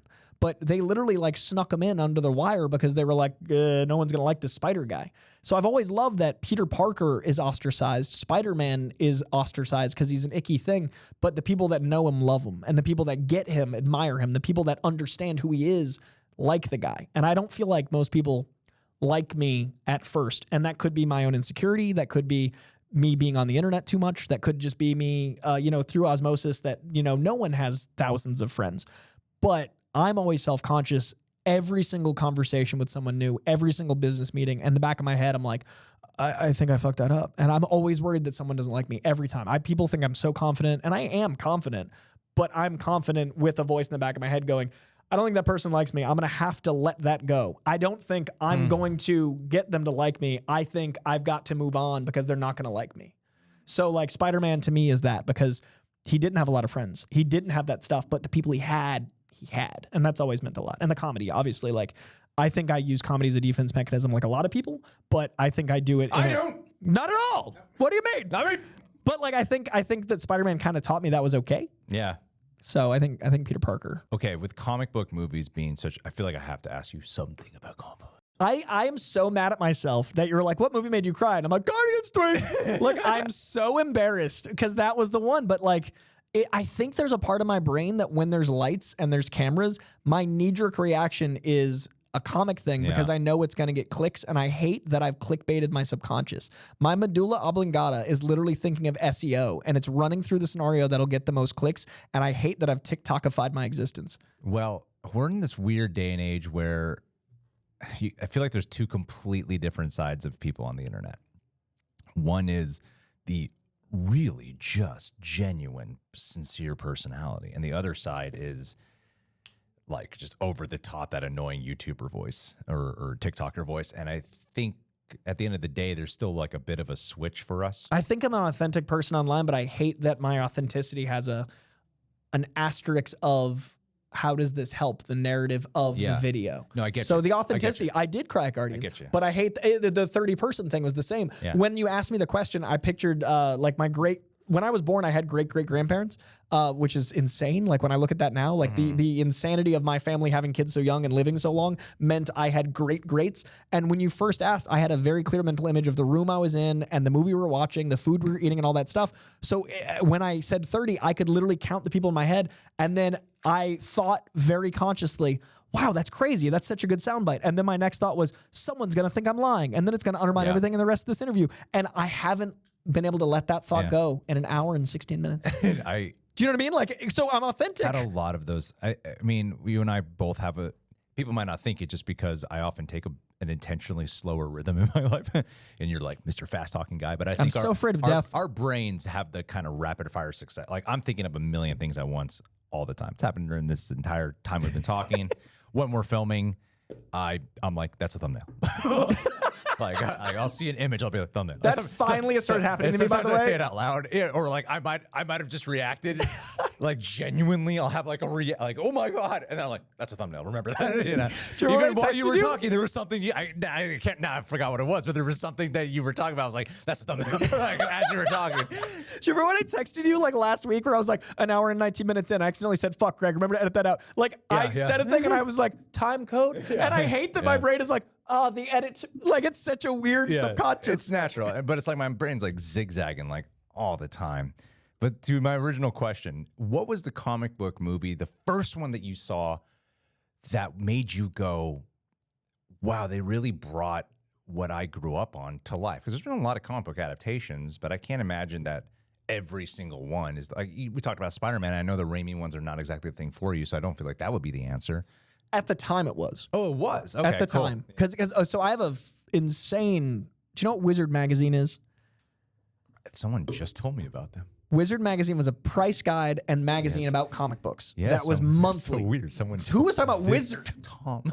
No way. Yeah. That's so funny because I talked about Wizard with Tom and he's like, I'll use this later. Okay, that's so good. So Wizard Magazine was a magazine that was like Entertainment Weekly, but monthly, and it's for comics. So like they'll have fan casts in there. They'll have like top writers and artists. And it was very much like celebrating the comic medium, like this announcement. It literally was like, a Vogue or an Entertainment Weekly, but for comic books. And then the back was a price guide. It was invaluable. Like I loved this thing. And to this day, right before it stopped doing editorial on their website, I got to write 2 articles. And that was my goal from childhood, is to write for Wizard. And I got 2 articles in. It was so cool that like that, but it didn't get in print, but I digress. Wizard Magazine, I was reading since I could read. I think I got my first Wizard when I was 3. So I learned a lot through this magazine. Like I didn't know 90% of the words, but I was learning because picture photo. That's how I learned to read with comics, was picture photo. I learned words like the word battle ravaged, I thought was battle ravaged because I never heard it out loud. I saw it and I knew that meant tattered clothes. So like I had associations, but I didn't know how to say them because no one ever used the word ravaged around me. So I didn't know what the word parody meant. And parody means not real, making fun of, to jest, a parody, a spoof of. on the back of a Wizard magazine that I will remember until the fucking day I die, there was a poster, and it was a painted poster like in Star Wars, like those like artistic paint where it's a real actor, but it's done in the style of like, you know, bravado. And it was half Spider-Man, half Leonardo DiCaprio. And underneath it said, directed by James Cameron. And it was a poster for a Spider-Man movie that for a fucking year I thought was real. And I remember going to the movies and looking for the poster. I remember going to the video store and looking for the poster because I didn't know the difference yet. And I remember just looking for the Spider-Man movie. And I was like, it isn't what? And then during the height of hope, I learned what the word parody meant. And I was crushed. And my young brain, instead of trying to rationalize disappointment, went, they're not allowed to make comic movies. Like my brain was like, it's illegal. Like I thought, I thought they weren't allowed. So when Mallrats came out and Brody was talking about these characters and Stan Lee showed up, I was 10 and I was like, wait, they can do it? Like it was a revelation. And to this day, like I credit Kevin Smith for like Stan Lee's face. Yeah, because it was their magazine. Like he was, you know what I mean? Like he was a god to me. So like to see Stan Lee, I was like, wait, they're talking about comics in this. That's not illegal. So my brain was like unraveling these 4 years of thinking this one very weird thought that had seared into my mind. So when Blade came out, I didn't see it in theaters. It was in 98. I was 10. I tried to sneak in unsuccessfully. But when I was 11, my buddy had a VCR in the back of his Toyota Camry. It was a TV that sat in between the two front seats, and in the back seat, you could watch movies, and it had a little headphone jack. I'm very old. So in that little thing, I remember we brought 3 movies, but we changed the actual VHSs in the cases. It was like Fern Gully, something else, and something else. But inside the actual cases was The Shining, The Mummy, and like one of the real movies. So halfway through the drive, we fucking covertly switched out to Blade. So the first time I saw Blade, I was 11 years old. I was in the back of a car and I was riding with my buddy and we were going to the woods. Like it was like his parents had a cabin that was like an hour and a half away in like deep New Hampshire. And I remember like watching the Daywalker as we descended into the woods. And I was like, I'm in a fucking comic book. Like it was so like the joy of being like, they can do this and I'm living it and my buddy and we're watching an R-rated movie, like that rush of like, fuck yeah, it's happening. And then the next year, it was like public about Spider-Man. Like it became common knowledge. And then I was like, again, it was like, oh my God, now it's allowed. And they're doing all these. And then like X-Men came out. So X-Men came out and that really helped me see that you could do the team and all the ads. Like the ads were like Wolverine on the cover and like Sabretooth silhouette and Mystique silhouette. And I saw those at the movie theater and I was just blown away that like, it was like a comic. Like they can have these characters. They made them look like that. It was mind blowing. But Blade, that drive, and then not long thereafter, seeing posters for X-Men, seeing posters for Spider-Man. When I was 13, when Spider-Man came out, I loved it to death. In hindsight, I don't love some of the choices, but I wasn't psychoanalyzing because the whole time I was just like, hey, Spider-Man, I can't believe it. Like pure glee, the first 2 Spider-Man in theater. But yeah, Blade, X-Men, Spider-Man 1 and 2. So then when the originals did come out, they did affect you. They did. Huge. It wasn't Batman for you. I watched Batman so often, it didn't feel like a comic movie. It felt like, to this day, when I see the Joker in Batman, it's just Jack Nicholson. Yeah, absolutely. So like it wasn't special because it was always available. Like it came out in 89 and my family watched it all the time. So I just had it. So it wasn't that build of anticipation. It wasn't like, and it doesn't feel like the comics of that time because in the late 80s, early 90s, Batman felt different to me. Like when I was reading it, my brain was like, oh, it's a Batman movie. It wasn't a comic with Batman in a movie. It felt like, oh, that guy, Jack Nicholson, even in my young brain, it wasn't the Joker. It was Jack Nicholson in makeup. So I for whatever reason, I never had the connection. I love the Batman movie, but it wasn't the feeling of a comic book come to life. It felt like Edward Scissorhands and stuff I was already exposed to. It felt more like a Tim Burton movie, and I didn't know that then, but it felt more like a Tim Burton movie than a comic movie. So my brain didn't get that rush. And I didn't watch Superman until recently. What was the comic book movie that you would say, I guess the word would be hurt you the most? X-Men 3 hurt me because X-Men 1 was so formative and so inspiring that we could do it. X-Men 2 was better. And even when it came out at that age, I knew it was better. It felt better to me. It felt more like the comic. And then I waited to be disappointed. And back then, like comic movies came out like once a year. So like the anticipation on X3. Yeah.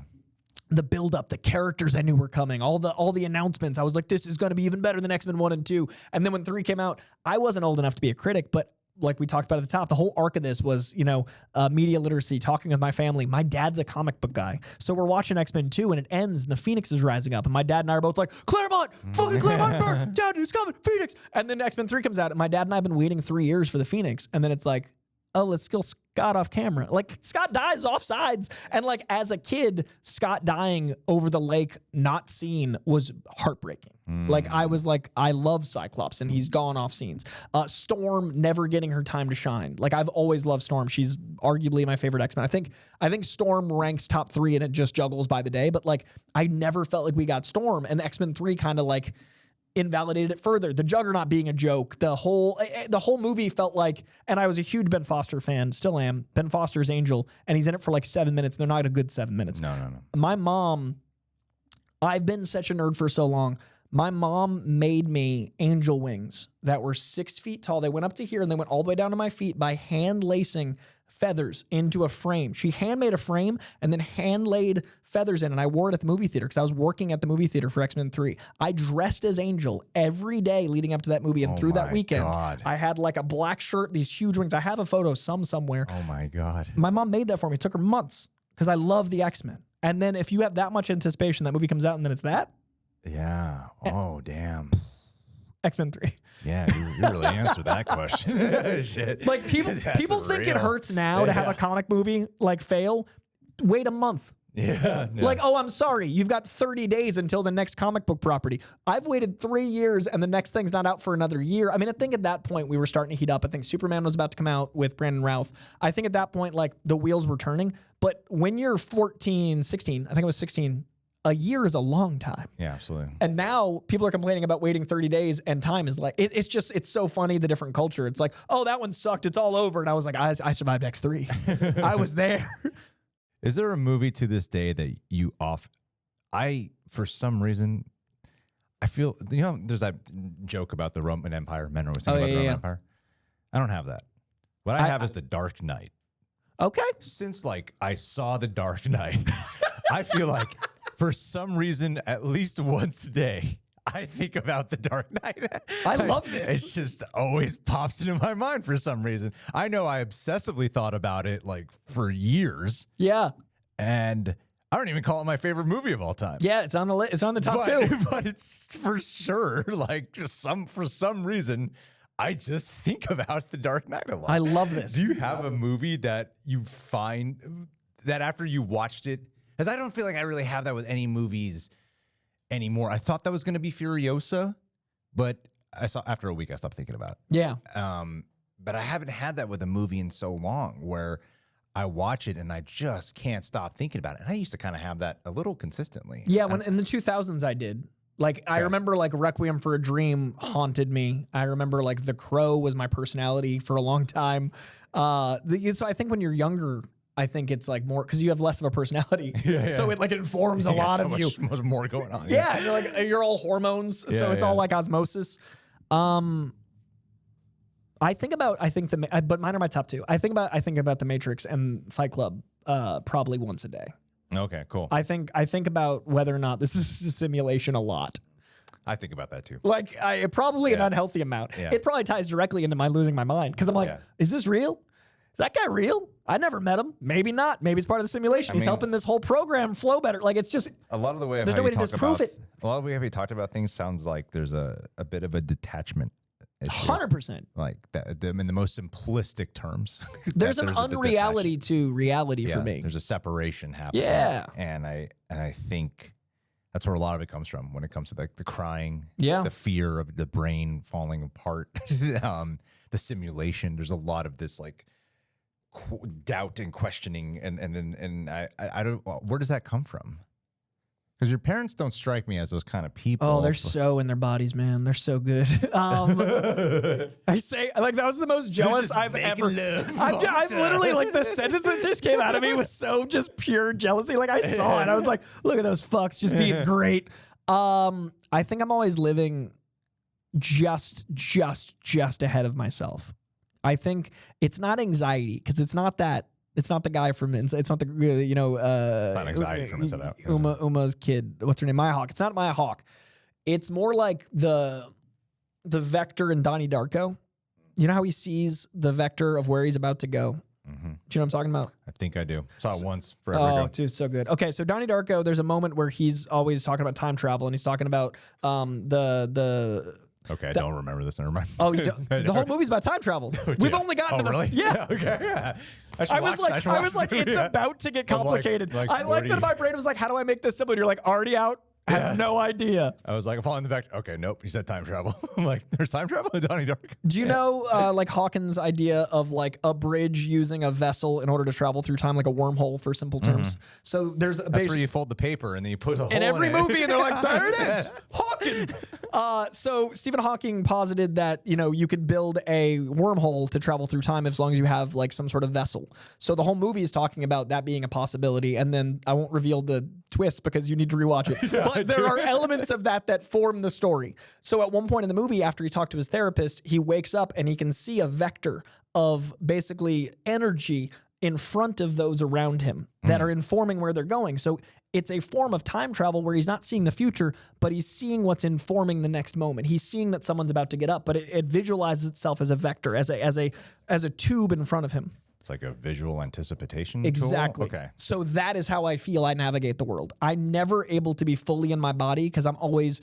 right ahead of myself. I feel as a person that I'm sitting here, but I feel like I'm here. I'm always like, what's the next? And that's the ambition problem. That's the not able to rest problem. That's the speaking fast problem. That's my brain rattling.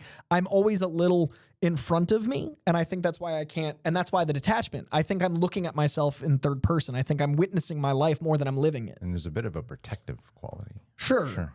Because I'm vulnerable, because I'm back here. I got to protect me. You know what I mean? Like it literally represents like an out of body. Like I'm not here to keep an eye on myself because I'm always looking to the next thing. Like I've only felt contentment with my career 3 or 4 times, and all I do is my career. Like I only just with this relationship started realizing the importance of slowing down to breathe in the moment of things that are outside of me. Like I truly love someone enough that I'm not thinking of me with her for the first time. And that's what's so interesting about being in it for the first time, because I have 30 plus years of experience. So when you're with her, are you actively thinking, I'm not thinking about me? No, but I have had the thought. I have. Like, wait, no, that is me. No, but I've gone through like a 12-hour window where I was like, I haven't thought about what I needed to do for me at all. And that's rare for me because I'm always aware of what's my next. Sure. So I think there is a protectiveness of me because I'm aware that I'm out of me. And I think that causes the whatever mild detachment feeling. Yeah. Okay. Well, I'm going to awkwardly transition to about your fiance. The thing I wanted to ask about your relationship, is there a movie? I got a few questions. Is there my one note is Anye. Like I said, I didn't see this notepad. I have like a billion thoughts about what can I so funny. Is there a movie that would break your heart if she did not like it? Oh, that's a great question. Inquiry. That's a positive inquiry. I've mentioned the same, Rolodex of hits throughout this interview, so I won't say Matrix, Fight Club, and Knight's Tale, my go-tos. I would really struggle if she didn't like the comedies I liked, I think even more than the movies that form my identity. And I do consider the movies I've mentioned identity forming, but I'm so sure of my identity at my age that I think I'd be comfortable with her not identifying with them, because I'd be like, well, you like me, so you must be okay with the elements that these movies inform me about. I know you love me, so that's okay if you don't love this movie that I consider who I am. But comedy, I think I'd struggle. Oh, like what? If she didn't like In Bruges or Banshees of Inisherin or Saltburn. Not real comedies. I don't identify with real comedies. Real comedies. I don't rewatch comedies that are what is in the shelf at comedy. Like, he's going to say like Anchorman 2 or something. Like, I didn't know what you were going to No, what's funny is like, I don't rewatch those ones though. I don't when I think of comedies, I don't go like American Pie anymore. I like, what's a modern I think Bridesmaids is overrated. They don't exist anymore. Well, yeah, so there we go. And then if they come out, no one watches them. I try. But that's why Joyride. Joyride was the last true comedy I watched. It's the one with the Asian women. There's four Asian a women. lot of like I don't Stephanie Sue's in it. Oh, she's great. Yeah, it's great. It's a great movie. It's right. hilarious. Nobody watches them. It's hilarious. Yeah. See, I think of In Bruges as like top to bottom comedy. Like I laugh over jokes in that movie, It's and like so dark and so Catholic. Maybe I was raised in Boston. I'm around osmosis. I'm just like, we just don't have time for Irish. We just don't have time for that part. I watched fucking Small Things Like These. Is that what it's called? The new Cillian Murphy movie. Okay. And it was so funny because I wasn't raised in Catholic Ireland. The whole time I was like, I'm having osmosis trauma. Like, it was so weird that like people talk about like genetic trauma, and I was like, I'm uncomfortable around these nuns. Yeah. And like it's fascinating what like impacts you just like through your culture that I'm not from Ireland. So I think the comedy comes from that. Like, It's so interesting you said that it would be the comedies that affect you, because I'm the exact opposite with Olivia. interesting. You guys don't share comedy? No, weirdly, we don't like a lot of the same comedies. Like I love it, like a good, like a stupid comedy. I love these like terrible comedies. Like she doesn't like the vulgar comedies. She doesn't like Super Bad. She wasn't super into Joyride. Okay. In fact, I can't really. I mean, like, have you seen that show Barry? Yeah. Remember the Ronnie episode, the one with the little girl? That's like one of the ones I can recall. Like we were dying of laughter together. Yeah. So like sketches we can get into together, but comedy's not really. Which is weird because we have such a similar sense of humor. Interesting. And like that's my favorite thing about her is how much we make each other laugh. Yeah. And how dark our humor can get. But yet we don't. We're more likely to bond over like a Banshees of Inisherin than we are like a Will Ferrell movie or something. But if it was like if she didn't like Terminator 2, I'd be like, this is a real fucking Wedding's problem off. for me. So it's like, no, it would be like, wow, that really just kind of, because she didn't really care for The Matrix the first time she saw it. And I thought because she is so smart that I thought that she would love it. And then when we saw it in the theaters at an AMC re-release, she like fell in love with it. Interesting. And then so I was like, oh, that makes me so happy. Oh, we're safe. Yeah. We have a we're future. safe. So I've gotten used to like, okay, a lot of the comedies we're not going to watch together. But if it was one of those, I would be so bummed by that. So we watched Fight Club together for the first time I saw it with an audience because I saw it at the Hollywood Forever Cemetery. And that's a movie that I think is hilarious. But when you tell people one of your favorite comedies is Fight Club, they look at you like you're insane. Yeah. So it was really beautiful to share the audience laughing. Like seeing that with a crowd and her and I laughing together was really important to me. So I think that kind of wrote off the like, this is formative. I know we're good because that movie is so formative. Yeah. But we went and saw Saltburn, and Saltburn was a lot like I ended up being at 3 different Banshees of Inisherin screenings because Fox Searchlight kept inviting me back to be their laugh track, effectively. I was the only person laughing at the first screening, and I found out later through a publicist that I was invited back because they wrote down like where I was and laughter, and like I was their laugh track that helped people open up to laugh. Encourages, yeah. Which I love, and I became a laugh track for Fox Searchlight because I love that movie so much. Saltburn was the same, but I just went to a random showing. I just bought a ticket and saw Saltburn, and no one was laughing, and I was belly laughing, and I was feeling so uncomfortable. And then I looked over, and Anya's laugh is just smaller than mine, and she was chuckling, and it was this blissful release that I was being self-conscious that like no one else is laughing but me. And then I saw that she was, and then that was such a warm moment of like, oh, thank God. Not only is it I'm not alone, but I'm with the only person whose opinion I actually care about. So comedy, I think, is so important to me that she gets where I'm coming from because I don't like the normal comedy. I like this stuff. And so that's important to me. Okay. That makes a lot more sense, yeah. Yeah. It's Especially a safety because net. of your choice of that. What was the first movie you guys saw together? Oh, that's an interesting one. I mean, Saltburn was early Oh, really? Okay. because it was in the summer and we met in the summer. So it was within the first 3 months of us knowing each other, which is a bold swing. So we met in Rome, but she didn't come to that Fast 10 premiere. But then I saw her right after. So she bookended that movie, but she wasn't at it. I don't remember our actual first movie. I do remember that she got AMC A-list the first time we went to movie together, and that felt like security. Like I remember thinking like, oh, she sees this as something real. Well, you know what I mean? Like you don't, she didn't have it. Security. She didn't have it. She committed. Like that felt like it felt like when you're in high school and you get a promise ring where she was like, I will pay monthly to spend time with you. Cause we were so new. So I remember AMC A-list. I was like, oh, she likes me. Like that was important to me. So yeah, like that was early on, but we've done movies a lot. Like that's a big part of our whole thing. She loves Wes Anderson. And I remember loving that, like that being a connecting thing. Yeah. So that might be one of them. Oh, yeah, that's right. Her favorite movie is Grand Budapest Hotel. And that's been very informative for like style and comedy and like art in the house and stuff, like having that bond through Wes Anderson stuff. Is there... Okay, I got a flash of a memory of something when we watched the Daredevil episode of She-Hulk. Yeah. Remember, we were just laughing at you because you're like, this inspired me to date again. And I was like, She-Hulk did that. But It made me think of this. Have you ever seen a romantic comedy or romance that made you go, I want that? My favorite rom-com, Crazy Stupid Love. That's your favorite rom-com? Favorite rom-com of all time. I'm assuming the Ryan Gosling. Yeah, what they have is, I love that the whole movie is about him being all about himself. And as soon as he finds someone, that nothing mattered, that the entire character is built around. You spend 80% of that movie looking at his wardrobe, looking at the way he talks, because that's the point of the character until that point. And after he meets her, back to the masculinity, but there's an emotional guy underneath 100%. Yeah. But I love, it's so beautiful. And obviously the twist is amazing. And having a rom-com have a twist is insane. It's the writer of This Is Us. Like, it's pure emotion. Yeah. But I love that Ryan Gosling, we both share like that guy's the coolest. Yeah. Like, he's the epitome of cool. He makes being single cool up until he makes being in a relationship cooler.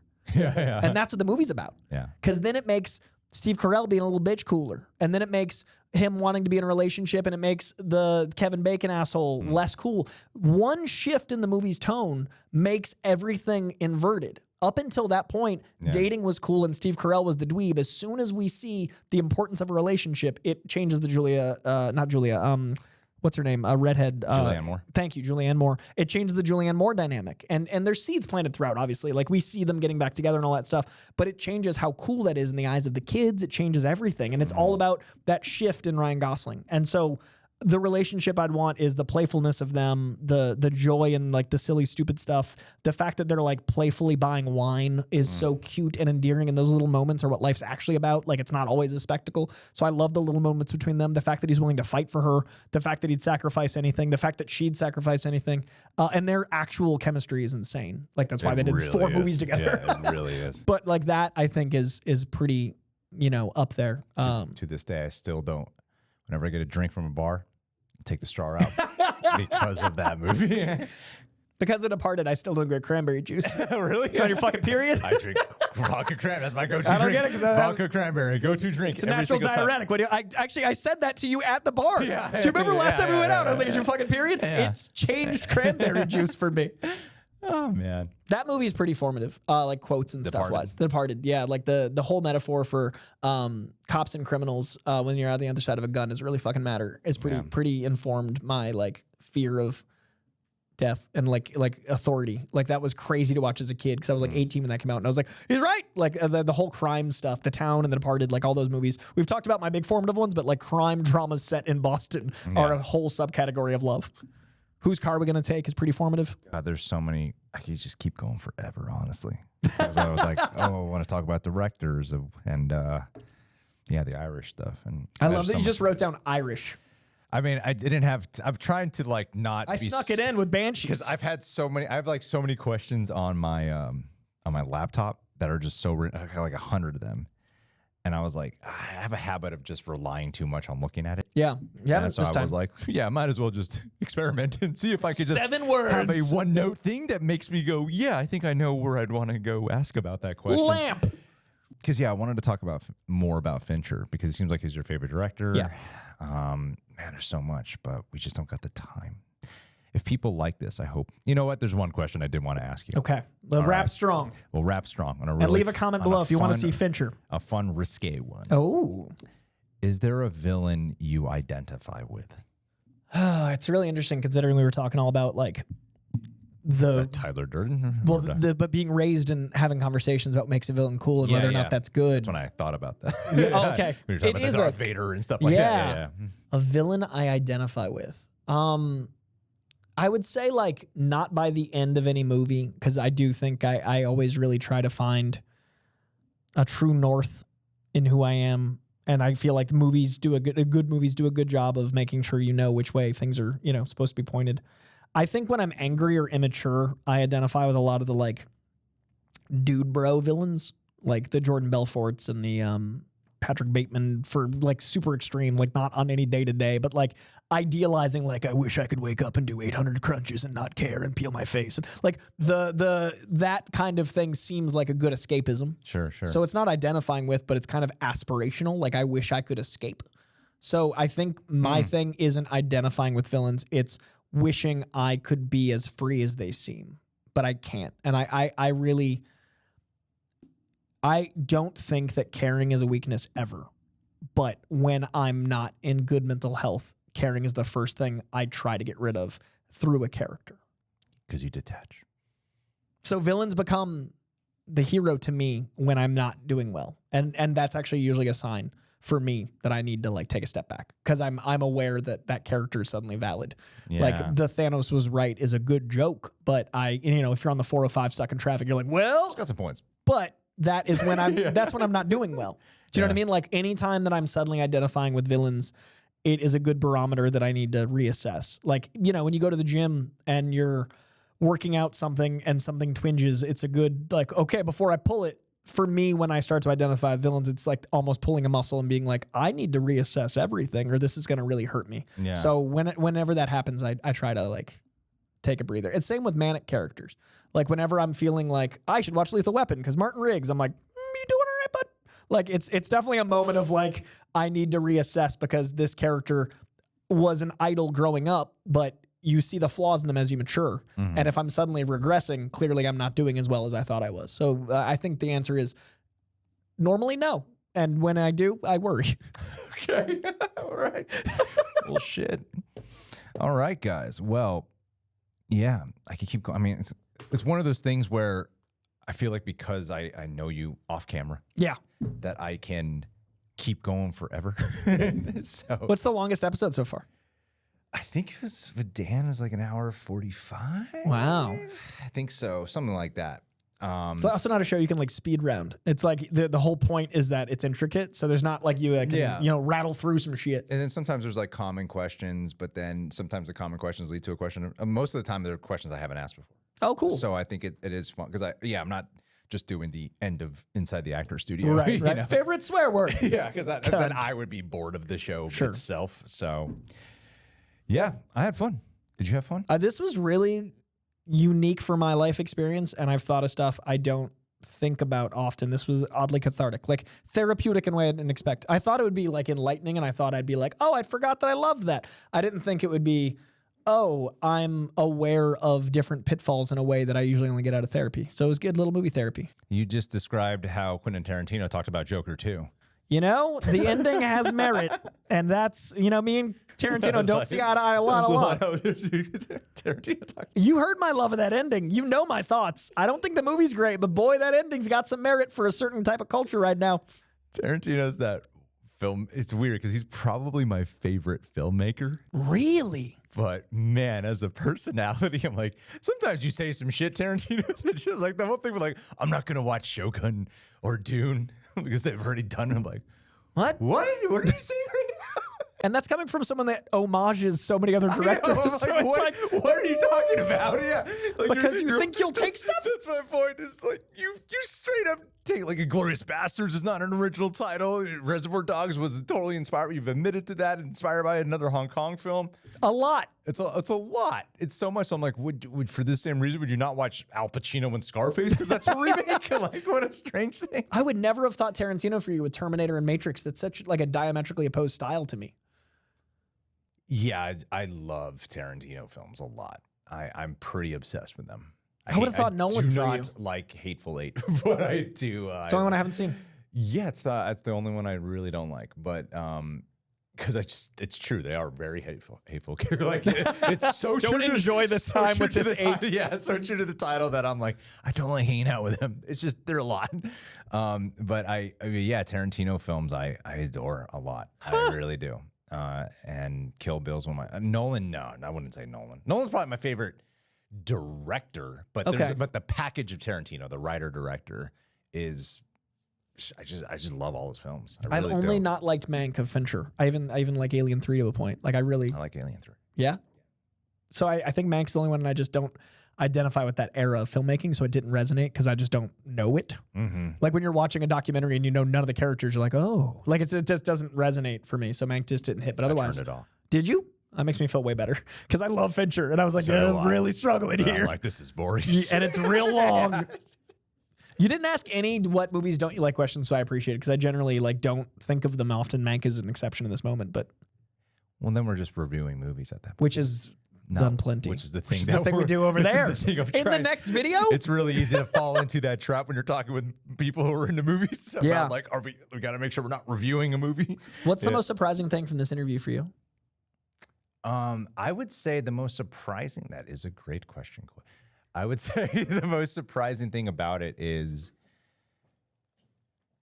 how you were discovering a lot about yourself. And all the time I've known you, I've never really quite picked up on that struggle to self-connect thing that you have of how you, actually, this might be a good thing to like throw in at the end of all these discussions is like, what did I learn? But yeah, that ability to, that lack of ability to really connect with yourself that you have a hard time with, but also the unusual awareness that you have about that. Yeah. Where you can, again, see yourself from the outside, like you're looking at yourself, which is a part of a disassociation personality. I'm not a psychologist expert, right, but right. The basic understanding of that. It sounds like a disassociation, and that's a whole different conversation to unpack, and that's why you're in therapy for all that. But it is interesting how it affects your life, and yet, whilst having that, there are parts of it that remind me of Dan Merle in a certain sense, and parts that certainly remind me of me. That's why I love movies, because I felt more when I watched movies more than I would in real life, I would say. And like, as controversial of opinions as Scorsese tends to have, he said something recently that I'm like, that is the best summation I've heard about movies, is that it's like an empathy experience. Yeah. I think he said that. Was that Martin Scorsese who said that? I think it was Martin Scorsese. But what's Rogan's guy? Jesse. Check the out. But yeah, that I believe it was him who said it's an empathetic, and I'm like, there's no other way I would put it of why movies are so valuable. Yeah. Because, I was telling Dan, I grew up around racism exposure a lot. And I think Remember the Titans was the first movie I saw that made me go, wait a minute, something might not be right about this. I believe. And it made me really like connect with that. And I didn't say this to Dan, but I've had those moments in my head of like, which have now become the white savior trope. Yeah. Where you kind of want to become that guy, but you're like, wait, what? That's another problem. So I think there's like a constant reexamination. I don't know. I think it's more introspective in more ways than I expected it to be. So I really did enjoy talking about it, especially because learning a deeper level about you, and I have the privilege where I get to continue getting to know you. You can apply this. Yeah, and I continue getting to know you. And then one day, the time will come where Coy cries on camera. I love that you're going to have like an insert for the sequel, and you're like, before our next interview, the man wept. Yeah. That's going to be the text on the thumbnail. Why won't you cry? It's going to be all those like dude bros with like Photoshop tears, but it's me, and you're like, we made him cry. Yeah. I really think it's important for people that denigrate art to see it as like the agnostic church that we do, because I do think it's a great non-denominational way to have empathy. I think it's really alarming that the first thing you cut in school programs is art, and then the next thing you cut in government programs is art, and the first thing that people do in the pandemic is, why are we paying these fuckers? Oh, but I want to go home and watch TV. Yeah. And the first thing that people do when they hear of a SAG strike is like, the actors are fucking overpaid. Without art, we're not human. And the first thing we're going to lose if we let things go the way they are is empathy, if we don't let art be as important as it is. So I really want to stress, like, there's a reason I don't have free time while I have the body that's allowed to do it, because of how much time we spend advocating for art. That's why I love the channel. That's why I love what we get to do for a living, because we're advocating for something that makes people better. And that might sound hyperbolic, but it does. I think it's the ultimate empathy experience, because you do find people who you can identify with that perhaps put it into words or illustration that you never really got to experience in real life. Yeah. And, like, I find it the movie Drive is one of my top 5 favorite movies of all time. And Ryan Gosling's performance in that, I think, is so strong. And that was the start of his like quiet, stoic, empty kind of guys. But I felt like at the time in my life, there was something about me that really identified with him. Yeah. I feel a lot when I'm listening to music, and I feel empty unless I have like a strong feeling of anger, and that's when I would really feel. And watching that meant so much to me. Sure. to watch that portrayal, like, oh, I get it. I identify with this. And I think a lot of times when movies, we forget about that experience, especially with what movies have become. Because there's like a billion movies out there, but the ones that are like touted are not the things we're talking Right. about. You know? So yeah. I just had an epiphany. I'm sorry to keep this going. The moment you talked about Ryan Gosling and Drive as how you identify is in this moment why I'm realizing and this is a big movie, so it's going to be a funny way to end things. I think the reason I'm so upset about the way the Disney stuff is going with Downey as Doom is because he's always been an anchor for me when I've felt not seen. Downey is someone I always go back to. I always look at Downey's performances and I always feel informed. And it's the first time that I feel like he's doing something for money, not for art. And I hope I'm proven wrong.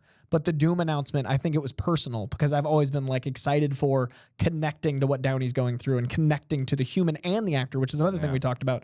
And I think Doom is the first time I was like, that's inauthentic. And again, in 2 years, I really hope we see that it's for another thing. But I think that's been why I've been struggling with that choice because Downey, whether it's Kiss Kiss Bang Bang or Chaplin or any of his stuff that isn't in Marvel, that's always been the guy. Yeah. And now that he's doing something that feels so not him, it's been hard for me to assess. Honestly, it's kind of like my whole experience with Marvel as of late. Yeah. It is. That's why the Russo brothers didn't excite me. Because, yes, I get it. It's a business. Of course, I know it's a business. But the word show comes first. Yeah, I think there's just so much of we're in this time where we have such an awareness of the business with things now. The internet, of course we know it's a business. And the fan association with, and the way how like movies seem to adjust based off of that, there's something about the Russo brothers that just felt like this was never part of the plan originally. Yeah. Like, I don't think they ever wanted this to happen. I think Secret Wars, but I don't think the two they wanted films, Secret Wars because that was very public. Yeah. But the idea of doing what they're doing now feels like a pivot. Yes, and I get you have to do that, but there's just so much exposure to what celebrities go through. Yeah. What they have to deal with in court, Jonathan Majors, and then now with just the whole industry of Marvel. Like there's something about the way Marvel's going where I'm not as excited as I want to be, even though I'm definitely going to be there. Yeah, I'll be there opening Yeah. night. But every announcement in the last few days, like all the Kevin Feige stuff, as I've read it and not felt any. Like, how do we know? We know so much stuff. And business is so the forefront of the internet side of it. It's strange. It's a strange time where it's interesting to go down this path of how we grew up on movies. Yeah. To then likening it to now. And Denzel said this in the interview where Jamie Foxx interviewed him. Love that interview. About, see, I forget what the exact word for word quote is, but it's something about like, if you drink too much water, you're going to drown. Yeah. And I kind of feel like that's the industry. Yeah. Is like too much of it. You can have too much for sure. Because we've overanalyzed everything up until the release, and then we're just filling in the dots. And then we know people's personal lives to the point where there's not a full separation of church and state with what we're seeing on screen. Yeah. And I really worry that, like, you know, I can't just watch a Marvel movie. Yeah. Like, we just don't get that experience. There's trailers for trailers. There's like 3 trailers. There's set photos. There's nonstop interviews. Yeah. It's nonstop. And yeah, I've never quite hit the nail on the head for me of what it is about the announcement of the Russo brothers that just doesn't quite do it. I'm really intrigued by the Robert Downey Jr. part. I am. I agree. Yeah. I do. I agree. At the same time, I'm like, I really want to see. Show me. Like, this could be a disaster or this could be awesome. Let's find out. And so I'm really intrigued by that. But I do agree about the business move of it. You know, it just sounds like something that I don't feel like. Yeah, I get they're desperate, but when you can feel the desperation, it's not the same art. And I think when we're talking about our favorite actors right now, those are all people I don't know a lot about. Like, I don't know a lot about Brad Pitt or Ed Norton or that's another thing too. We know so much about the people in it. Yeah, we know so much about the people that are in these things now. Yeah, you know, and it's like, I remember Christian Bale talking about how he thinks there's too much behind. This is around the time of the Batman Begins DVD. Yeah. I stopped watching behind the scenes stuff because of him. Yeah. In the behind the scenes interview, he was saying, I think there's too much exposure to behind the scenes because it ruins the magic. I agree. And I agreed with that at a very young age of him on a behind the scenes TV commentary saying And I'm done. Then I was like, yeah, it does. Like, you can learn a lot if you're an aspiring filmmaker. You absolutely can. But even TV shows now have it, which is a weird part of the climate where I watch The Walking Dead and then a second later, or any HBO show, and then a second later, it's like, here's a whole behind the scenes of the episode you just watched. And it immediately takes you out of the experience because now I'm aware of the construct of how they did it and everything. And I'm not being lost in the story anymore. I always love that Bale did all of his interviews as the character's accent. And so most people didn't know he was Welsh because it kept you in that character. Like he was that character even for just subconscious shit. Yeah. And we don't have that right now. And I'm really curious if you ever do an interview with someone like Gen Z or younger, if there's going to be... Get in here, Ted. If there's going to be a cognitive dissonance, right? Because Ted wouldn't know the age that we lived through where it was separate. He wouldn't know, like, he definitely wouldn't know going to rent a VHS, but even the idea of not having IMDb for all the stories I told was pre-IMDb for the most part. Yeah. I couldn't look up facts. I remember when the IMDb trivia came out for The Matrix, I printed it out and I slept with it. Like I had. Oh, wow. Really? Okay. It was like, oh, I can learn so much. And I remember it being like, I was like, this is like a book for how much I care about it. I printed out the goofs because I was like, oh, look, nothing's perfect. And it made me feel better about myself that goofs could happen in my favorite movie. And then I printed out the trivia because I was like, you can learn much about this as a book. And so I had those in a white binder, like a 3-hole punch. And I remember for a few nights, I like slept with it to feel like there was more to learn and grow. And it meant so much to me. Yeah. So Ted, which TikTok influenced you the most? Okay. What a gift. I'm even on that hell site. Actually, that's Which tweet did you see? Is there an Instagrammer we should ask the opinion of? Which trailer for a trailer changes your Which life? 20-second sneak peek before the trailer that it's actually already attached to did you like best? Well, on this melancholic note, we're going to end it, guys. Who knows if this makes the cut? No, it will. It will. Might as well. Thank you, Coy, for opening up your heart and your soul today. I hope Anya watches this so she can see all the nice things that were said about her. I love her so much. It's crazy. It's the best. Movies make more sense because of her. I love her so much. Love her so much. It's crazy. Dude, she makes the movies about love recontextualize them. I love her to death. That's beautiful. And thank you all for watching. Thank you, John, for manning the cameras. Thanks, Ted, for being the Coy to laugh at our jokes, even if they weren't funny. It's moral support we needed. We needed Moral them. supports. I could hear. The little part of my ear could hear it. I didn't, so I was self-conscious the whole time. I don't know when Jalen left, but he left. He was done with us. You were like, remember the Titans? He was like, I'm out before this gets weird. Yeah. Anyway, thanks for being here. See you guys soon. Fincher next time.